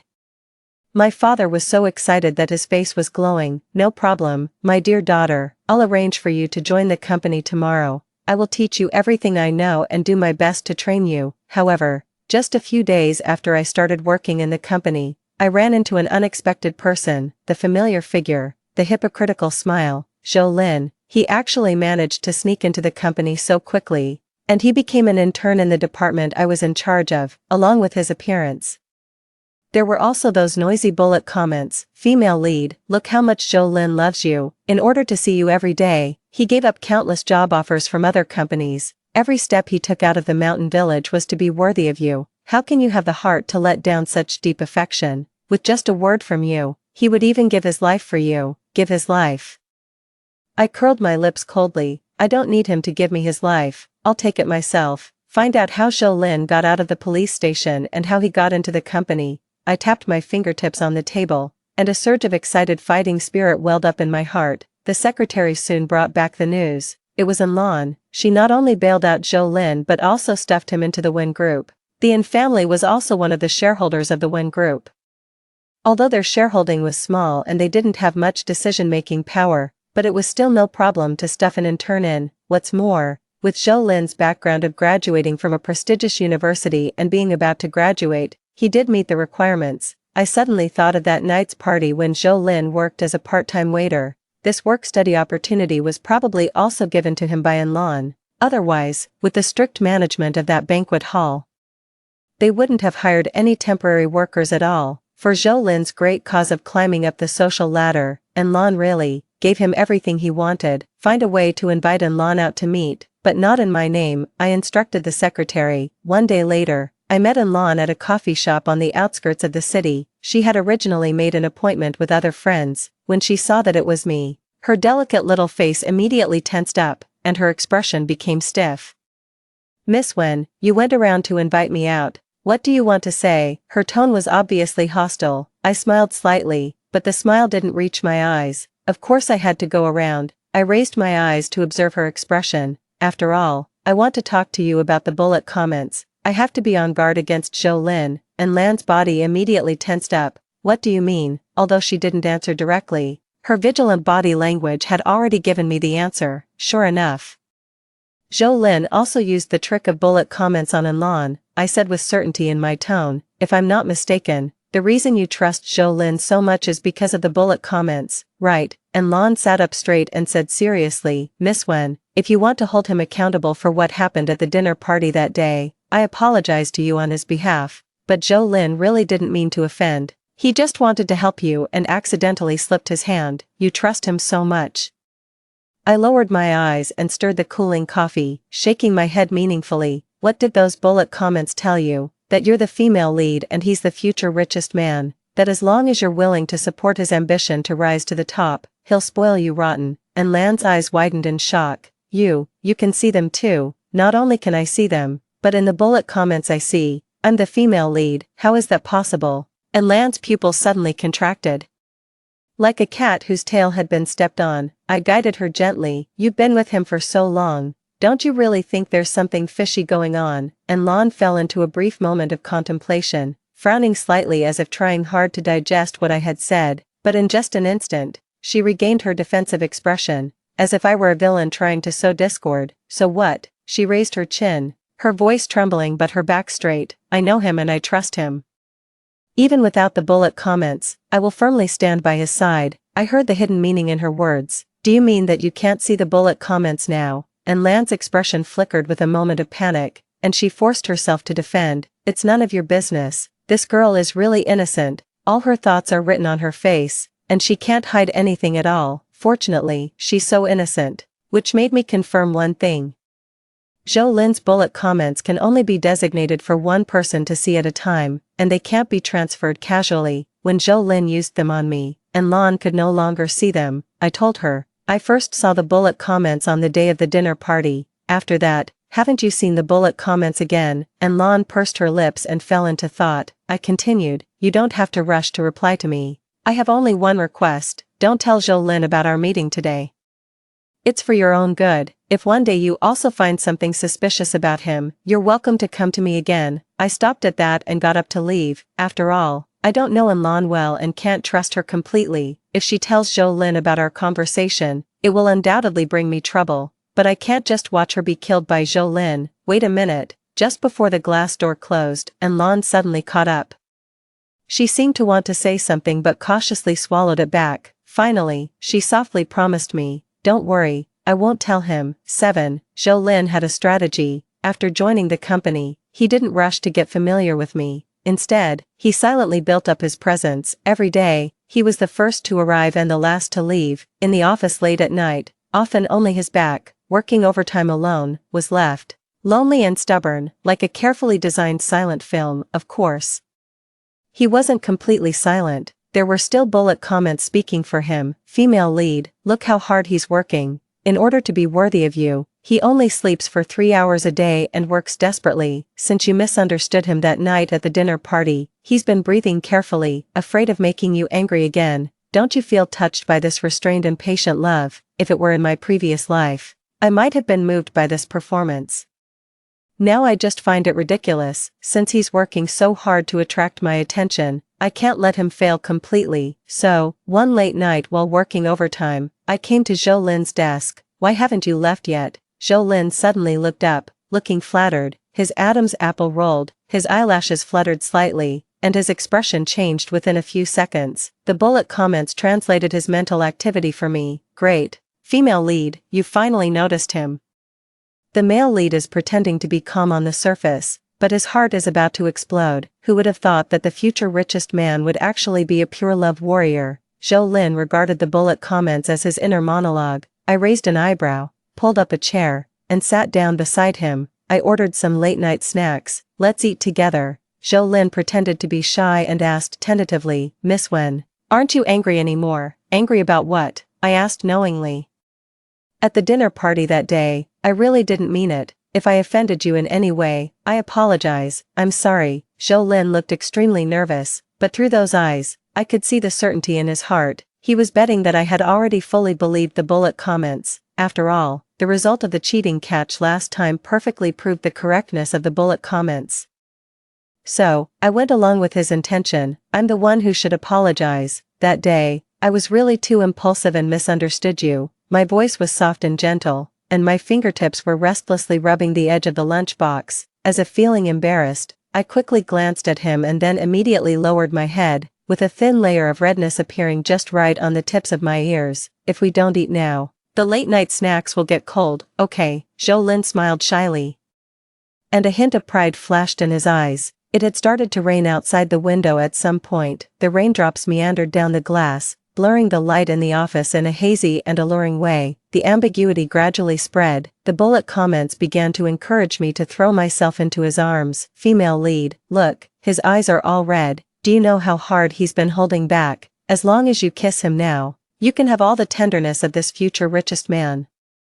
Even his breathing is trembling, with such a cute reaction. Don't you really want something to happen? They still want to PUA me into kissing him. In their dreams, I lowered my head, letting the flush spread from my cheeks to my neck, looking just like a girl in the first throes of love. But when Zhou Lin reached out to hand me a tissue, I coincidentally tilted my head to avoid his touch. For some plays, stopping just at the right moment is the most alluring. 8. After that late-night snack night, Zhou Lin's offensive obviously escalated. In the elevator lobby in the morning, he would coincidentally run into me. The collar of his white shirt was slightly open, revealing his well-defined collarbone. Some pleasant surprises began to appear on my desk. On Monday, there was a white tulip with morning dew. On Wednesday, it was replaced with a handwritten note and macarons. On Friday, there was a concert ticket under the keyboard. Each gift hit exactly the right spot of my preferences.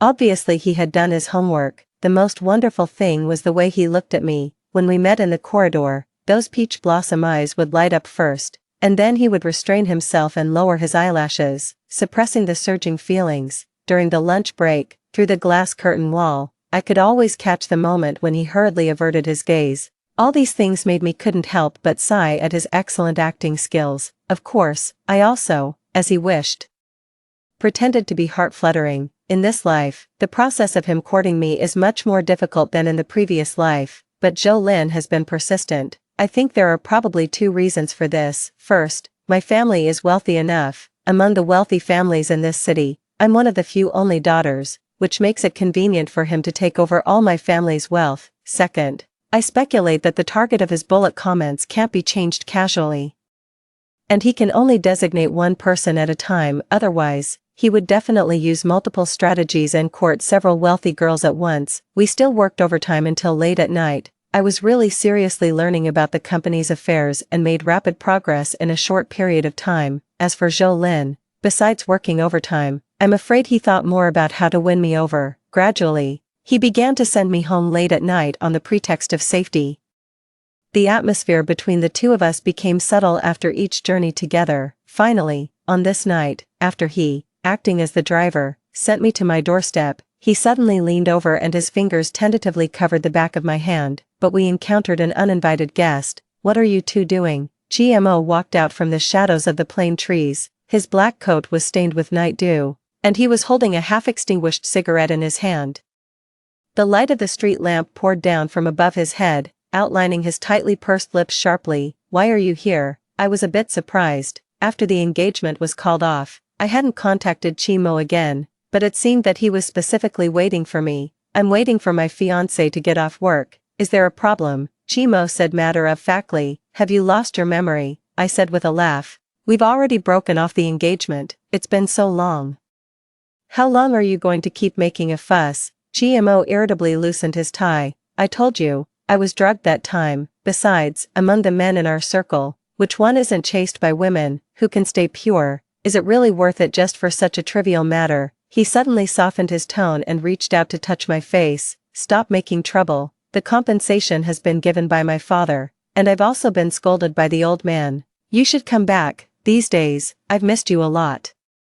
I was so angry that I laughed and was about to retort when Zhou Lin had already stepped in front of me. How can you say such things? If you don't cherish her, there will naturally be someone who regards her as a treasure. Who cares about a man like you who's already tainted? GMO slowly turned his head, his gaze swept over Zhou Lin's whole body as if sizing up a commodity. Finally, it fixed on that inexpensive suit, and a cold snort escaped from his nostrils. When Luqi, is this your new lover? Something that can't be brought to the public eye. I have to say, this sentence made me feel good to hear. Zhou Lin's face instantly turned pale, and his knuckles turned blue from gripping tightly. Yes, my background isn't as prominent as young Master Chi's, but if Luqi were my fiancé, I'd rather break my hands and feet than let her suffer such grievances. The bullet comments joined in the commotion. Wow, the male lead's boyfriend power is off the charts. This kind of man is the one worth relying on. Female lead, get together with the male lead quickly. If you miss him, there won't be such a good man again. I just found it ridiculous. In fact, when I first came back through time, I still had some vague hopes for GMO, just like in a romantic novel. When the female lead is hurt by one man, It seems that another more excellent man must appear to accompany her like a savior, as if in this way, it can prove that she's worthy of being loved. But the cruel reality tells me, placing hope in men will only bring disappointment again and again. Zhou Lin is bad, and Mo is a scumbag. Neither of them is any good, but at this moment, these two guys are in front of me, competing to show their so-called deep affection. It's really laughable. Enough, I stopped this farce. Mo, it's over between us. The night wind picked up the fallen leaves and swirled them around our feet. I took the initiative to hold Zhou Lin's hand. When I looked up at him, my eyes were filled with tenderness like moonlight, and I said firmly, Zhou Lin's family background may not be comparable to the Qi family's, but don't bully a young man because he's poor. I believe he won't be an ordinary person forever. Zhou Lin's pupils suddenly contracted, and his Adam's apple rolled as he swallowed. His expression at this moment was like that of a gambler finally waiting for the moment when the dice cup was opened. That kind of shudder mixed with ecstasy and greed was transmitted from his fingertips all the way to my palm. Lu Qi, do you really think so? I smiled and looked at him. Of course, his fingers trembled, and he suddenly hugged me into his arms. I could smell the remaining cheap perfume on his suit, which fermented with the excitement of success in the night wind. Mo sneered and turned to leave. After taking 3 steps, he turned back and threw down a sentence. You'll regret being with such a poor man. He was right. In my previous life, when I was pushed off the cliff by Zhou Lin, I really regretted it to the core, but now, I just hugged Zhou Lin back even more tightly and said firmly, no, I believe choosing him is the most correct decision I've ever made in my life. 9. Zhou Lin and I got together just like that. He perfectly replicated the routine from my previous life. On the surface, he silently gave to me without asking for anything in return. In reality, he used the bullet comments to exaggerate it greatly. Oh my god, the male lead didn't sleep all night just to grab a limited edition doll for the female lead. See the blisters on his hand from the burn. That's from learning to make creme brulee for the female lead. Just now, when the female lead coughed, he immediately took off his coat. He was shivering from the cold but still said he wasn't cold. What a familiar formula. He put on a show of 3 parts, and the bullet comments exaggerated it into 12 parts of deep affection. When he secretly met with Enlon in private, the bullet comments would pop up saying preparing a surprise.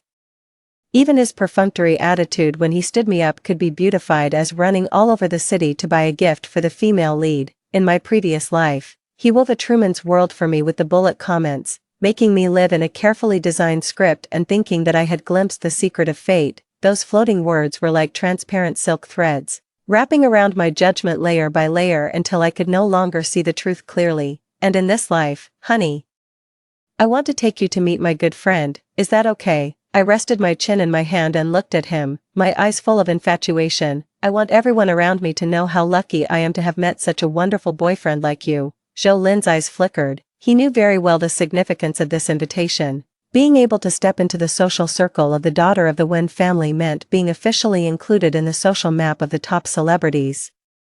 This was much higher than the social circle that Enlon, the daughter of an upstart, could provide. Okay, I'll leave it to you to arrange. Zhou Lin pretended to be doting and ruffled my hair. I leaned into his arms taking the opportunity, hiding the sneer at the corner of my mouth. Zhou Lin still didn't know. The friend I was going to take him to meet was exactly his old acquaintance, Enlon. 10. My friend has always heard me talk about how great my boyfriend is and has urged me many times to let her meet him in person. I took Zhou Lin's arm and walked through the carved archway of the restaurant. Before entering the private room, I suddenly leaned close to his ear and laughed softly. Come to think of it, you two already know each other. To give her a surprise, I deliberately didn't tell her that my boyfriend is you. Hearing this, Zhou Lin's body suddenly tensed up. Which friend are you talking about? As soon as the words fell, as if he had a premonition, he slowly turned his head. He was directly facing Enlan's pale face. The wine glass in her hand clattered to the ground, her pupils constricted violently, and her lips trembled, but no sound came out. Look, this is the friend I mentioned. I happily shook Zhou Lin's stiff arm. Enlan, you're familiar with her, right? The one who helped you out that day at the banquet. Zhou Lin's Adam's apple rolled a few times, and the corner of his mouth twitched into a twisted arc. You too, have you been in touch all this time? His fingertips oozed cold sweat in my palm, and his probing gaze swept back and forth between Enlan and me, as if testing the possibility of being exposed. Zhou Lin's panic at this moment confirmed my suspicion. his special ability has limitations. He can only fabricate those bullet comments to deceive us.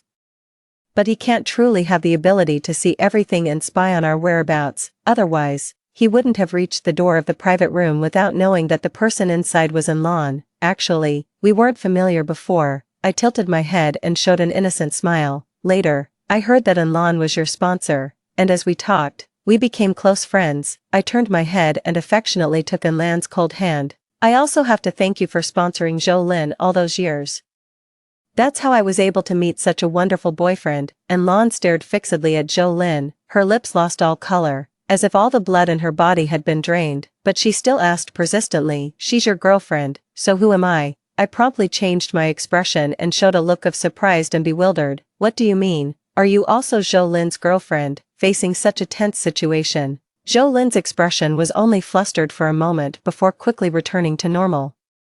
"Enlon, I think you've misunderstood," he said in a slightly apologetic tone. "You sponsored me for 6 years and helped me out of the mountain village. I'm very grateful, but I don't like you. If I caused you any misunderstandings before, I'm sorry." "No, you didn't say that before." Tears welled up in Enlon's eyes. "You clearly said before that." Enough, perhaps afraid that his lies would be exposed. Zhou Lin interrupted Enlon's words in a hurry and turned to me, saying, "Luqi, there are some misunderstandings between Miss Enlon and me. Could you please give me some time so that I can explain it to her alone?" To reassure me, the bullet comments also joined in the defense. "Enlon is just a paranoid. She's morally blackmailing the male lead just because she sponsored him. The male lead feels like he's being tortured every time he meets her. He's just enduring it to repay her kindness. The male lead may be poor, but he has integrity.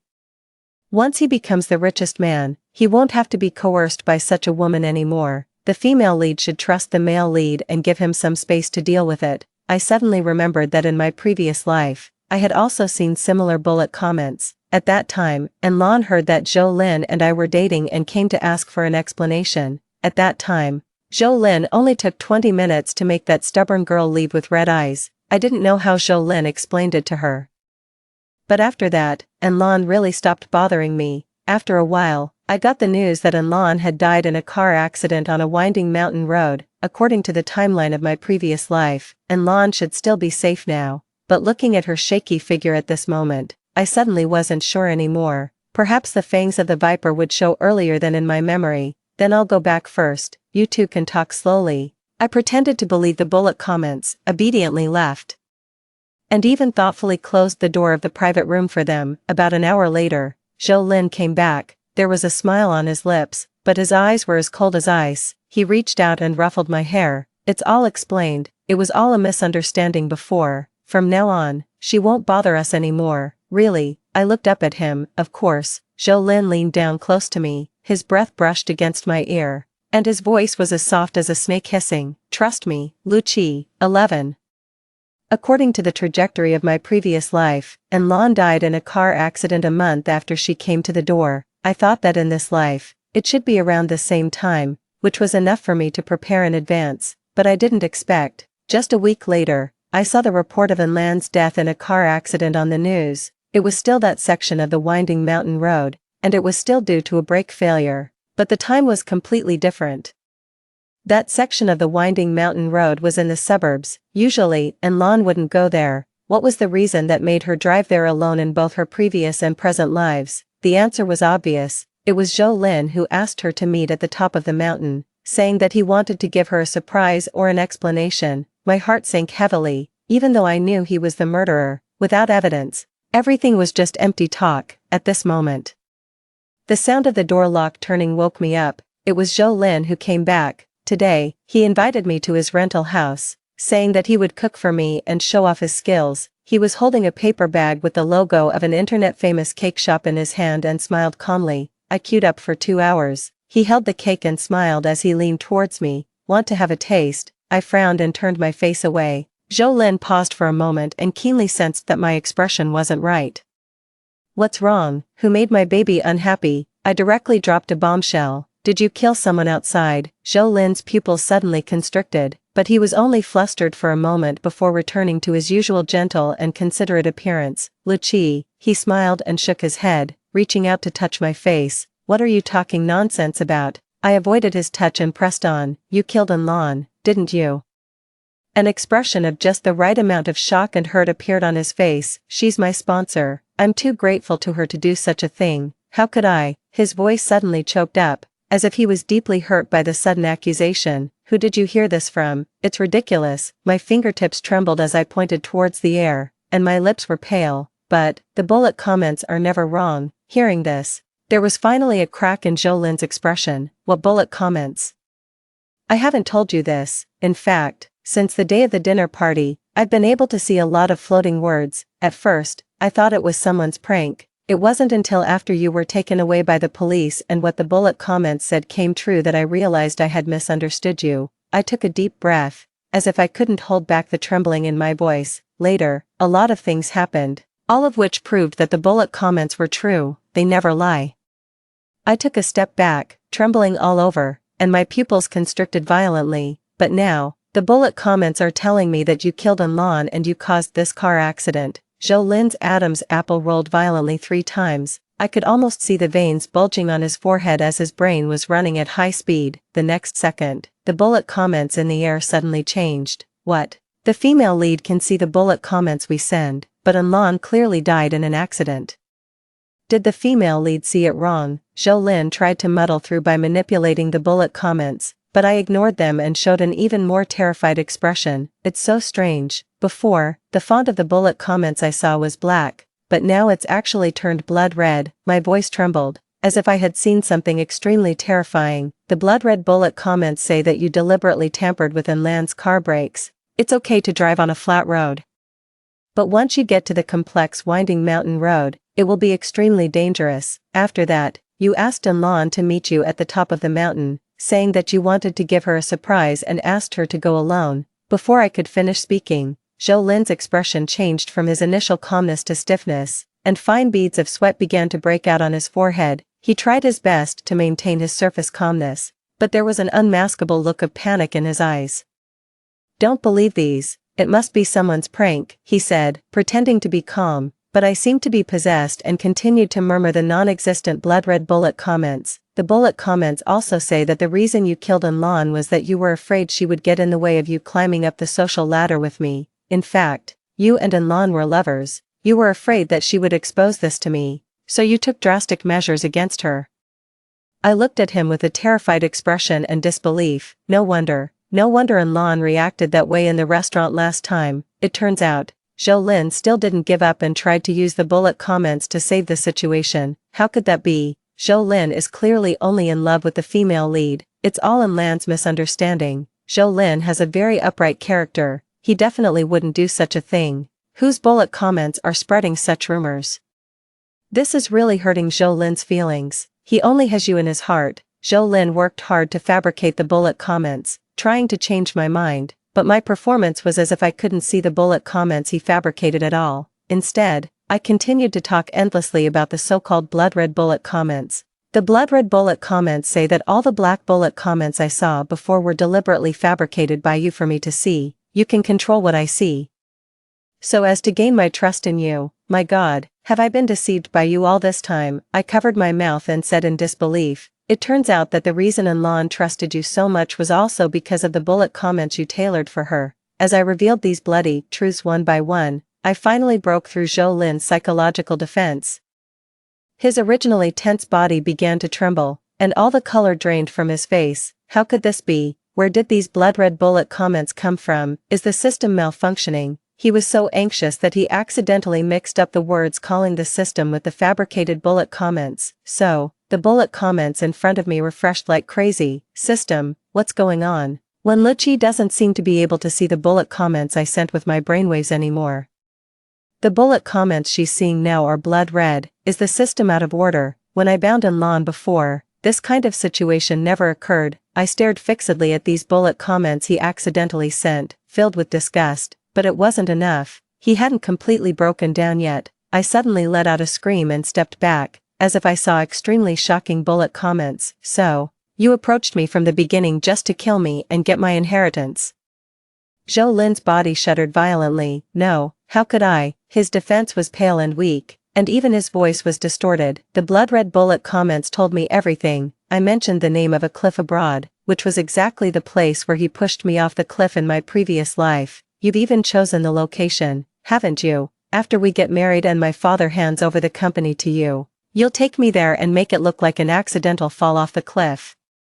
Zhou Lin's breath suddenly stopped. He stared fixedly at me. The face that always wore a gentle smile now showed a ferocious expression without any disguise for the first time. How could you possibly know? How could other bullet comments know? I haven't even taken any action yet. I sensed the danger and turned to run, but Zhou Lin grabbed me back, his palm clasped around my neck like a vice, with such great force that it almost crushed my bones. Since you already know everything, I can't let you live anymore. He no longer cared about pretending. His knuckles pressed into my carotid artery inch by inch. That's right, I killed Anlan, I tampered with her car, and you're about to die at my hands too. His voice was hoarse, filled with endless coldness and madness. If only there hadn't been these blood-red bullet comments today, I could have deceived you for a few more years. I was almost successful. You were already completely devoted to me.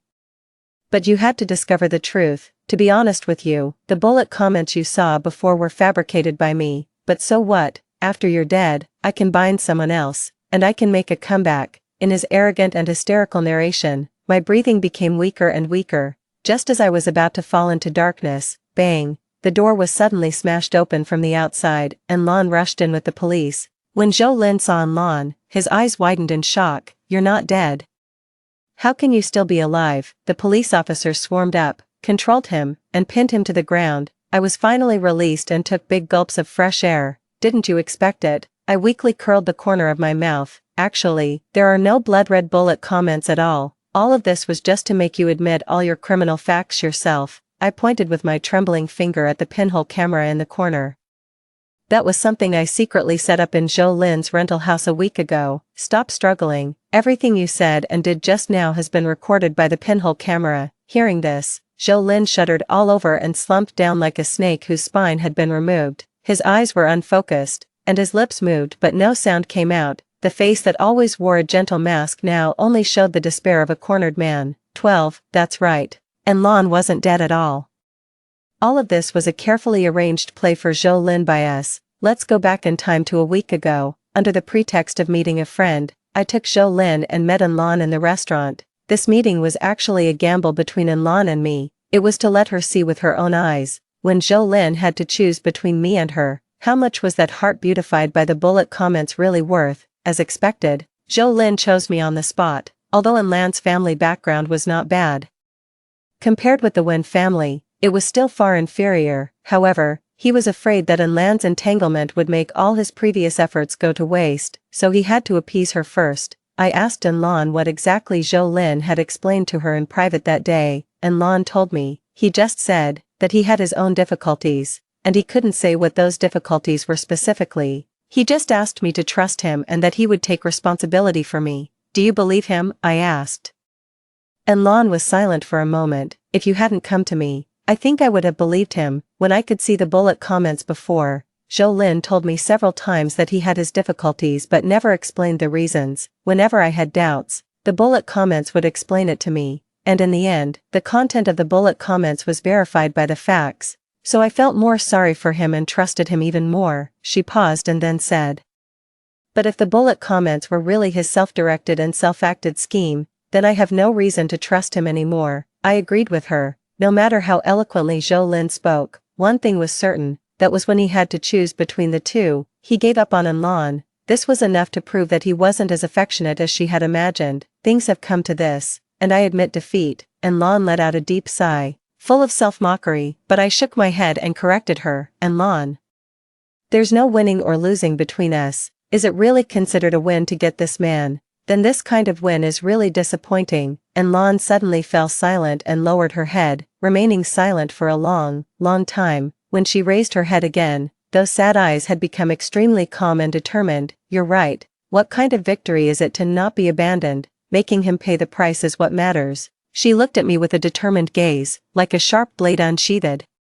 What should we do next? I told Lan that there was a high possibility that Zhou Lin would choose to kill her to silence her and eliminate the root of the trouble. She needed to install pinhole cameras within the scope of her daily activities. especially paying attention to the car's components and the brake system. At the same time, she also needed to play her role well to avoid arousing Zhou Lin's suspicion. Facts have also proved that our prediction was completely correct. When Zhou Lin tampered with Enlan's car, we received the alarm immediately. Although he cleverly avoided the driving recorder, the 360-degree pinhole cameras around clearly captured his criminal behavior. After that, Zhou Lin invited Enlan to go up the mountain, euphemistically saying that he could answer all her previous doubts and prepare a surprise for her. In fact, in order to completely clear himself of suspicion, he didn't go up the mountain at all that day. He just estimated that Enlan was almost there and then called her, lying that he had something urgent to deal with and asked Enlan to turn back. In her previous life, Enlan had an accident on the way down the slope, but in this life, Enlan didn't go up the mountain at all. She just destroyed her car, faked the scene of the car accident, and then used false news to mislead the public's attention. Zhou Lin thought he had everything taken care of and solved his biggest worry, but he didn't know that all his actions were within our prediction. In order to make his criminal facts conclusive, I fabricated the existence of the blood-red bullet comments and revealed his sins from the previous life little by little, forcing Zhou Lin to completely break down and finally admit the criminal facts. Now, the video of Zhou Lin admitting the criminal facts himself, the surveillance video of him tampering with the car, the call recording of him inviting Enlan to go up the mountain, many irrefutable evidences are all laid out on the table. His criminal facts are conclusive, and no matter how much he tries to quibble, it can't be shaken. In the end, Zhou Lin was sentenced to 20 years in prison by the court for multiple crimes, including 2 attempted intentional homicides and the destruction of transportation vehicles. 13. On the day Zhou Lin was sentenced, I personally went to the court to witness this moment. The moment his cloudy eyes saw me, they suddenly lit up, and his chapped lips opened and closed silently. According to the court's regulations, he couldn't talk to me, so he started desperately fabricating bullet comments, talking about how good he had been to me before and how deeply he had loved me. Luchi, do you remember the cake I learned to make for you, the night you said you were cold? The coat I took off still retained your body temperature. Forgive my momentary confusion, I was just too afraid of losing you. Can you write me a letter of understanding? I will definitely work like a slave for you when I get out. There was a sickly expectation in his eyes, as if he was certain that since he hadn't succeeded yet in this life, I should be grateful to him. But I had actually experienced the destruction of my family and my own violent death in the previous life. How could I possibly forgive him, seeing that I remained expressionless all the time? Those bullet comments gradually became ferocious. Bitch, haven't I given you enough? If it weren't for me, could you have experienced the feeling of being loved? Just you wait, I still have the bullet comment system. When I conquer someone more powerful than you, I'll kill you. It was so noisy. Fortunately, the judge finally pronounced the sentence. The defendant, Zhou Lin, is convicted of the crime of intentional homicide and the crime of destroying transportation vehicles. After combining the punishments for multiple crimes, he is sentenced to 20 years in prison. The moment the judge struck the gavel, those twisted words in the air dissipated like smoke. All those curses and pleas were gone, until the familiar bullet comments floated past my eyes, and the host's mission failed. And the system binding is released. The host loses the permission to manipulate the bullet comments, and the target person will no longer be able to see the bullet comments. I glanced at Enlan beside me and happened to meet her gaze. I knew that she had heard it too. From now on, Zhou Lin can no longer use the bullet comments to deceive and manipulate anyone. We have finally completely walked out of the huge scam woven by the bullet comments. Walking out of the gate of the court, there was a long-lost, clean and clear world in front of us. There were no floating words, and there was no preset fate. It turned out that real life should be this refreshing. I took a deep breath and stepped forward. The sound of Enlan's footsteps came from my side, brisk and firm. The gate of the court slowly closed behind us, and neither of us looked back.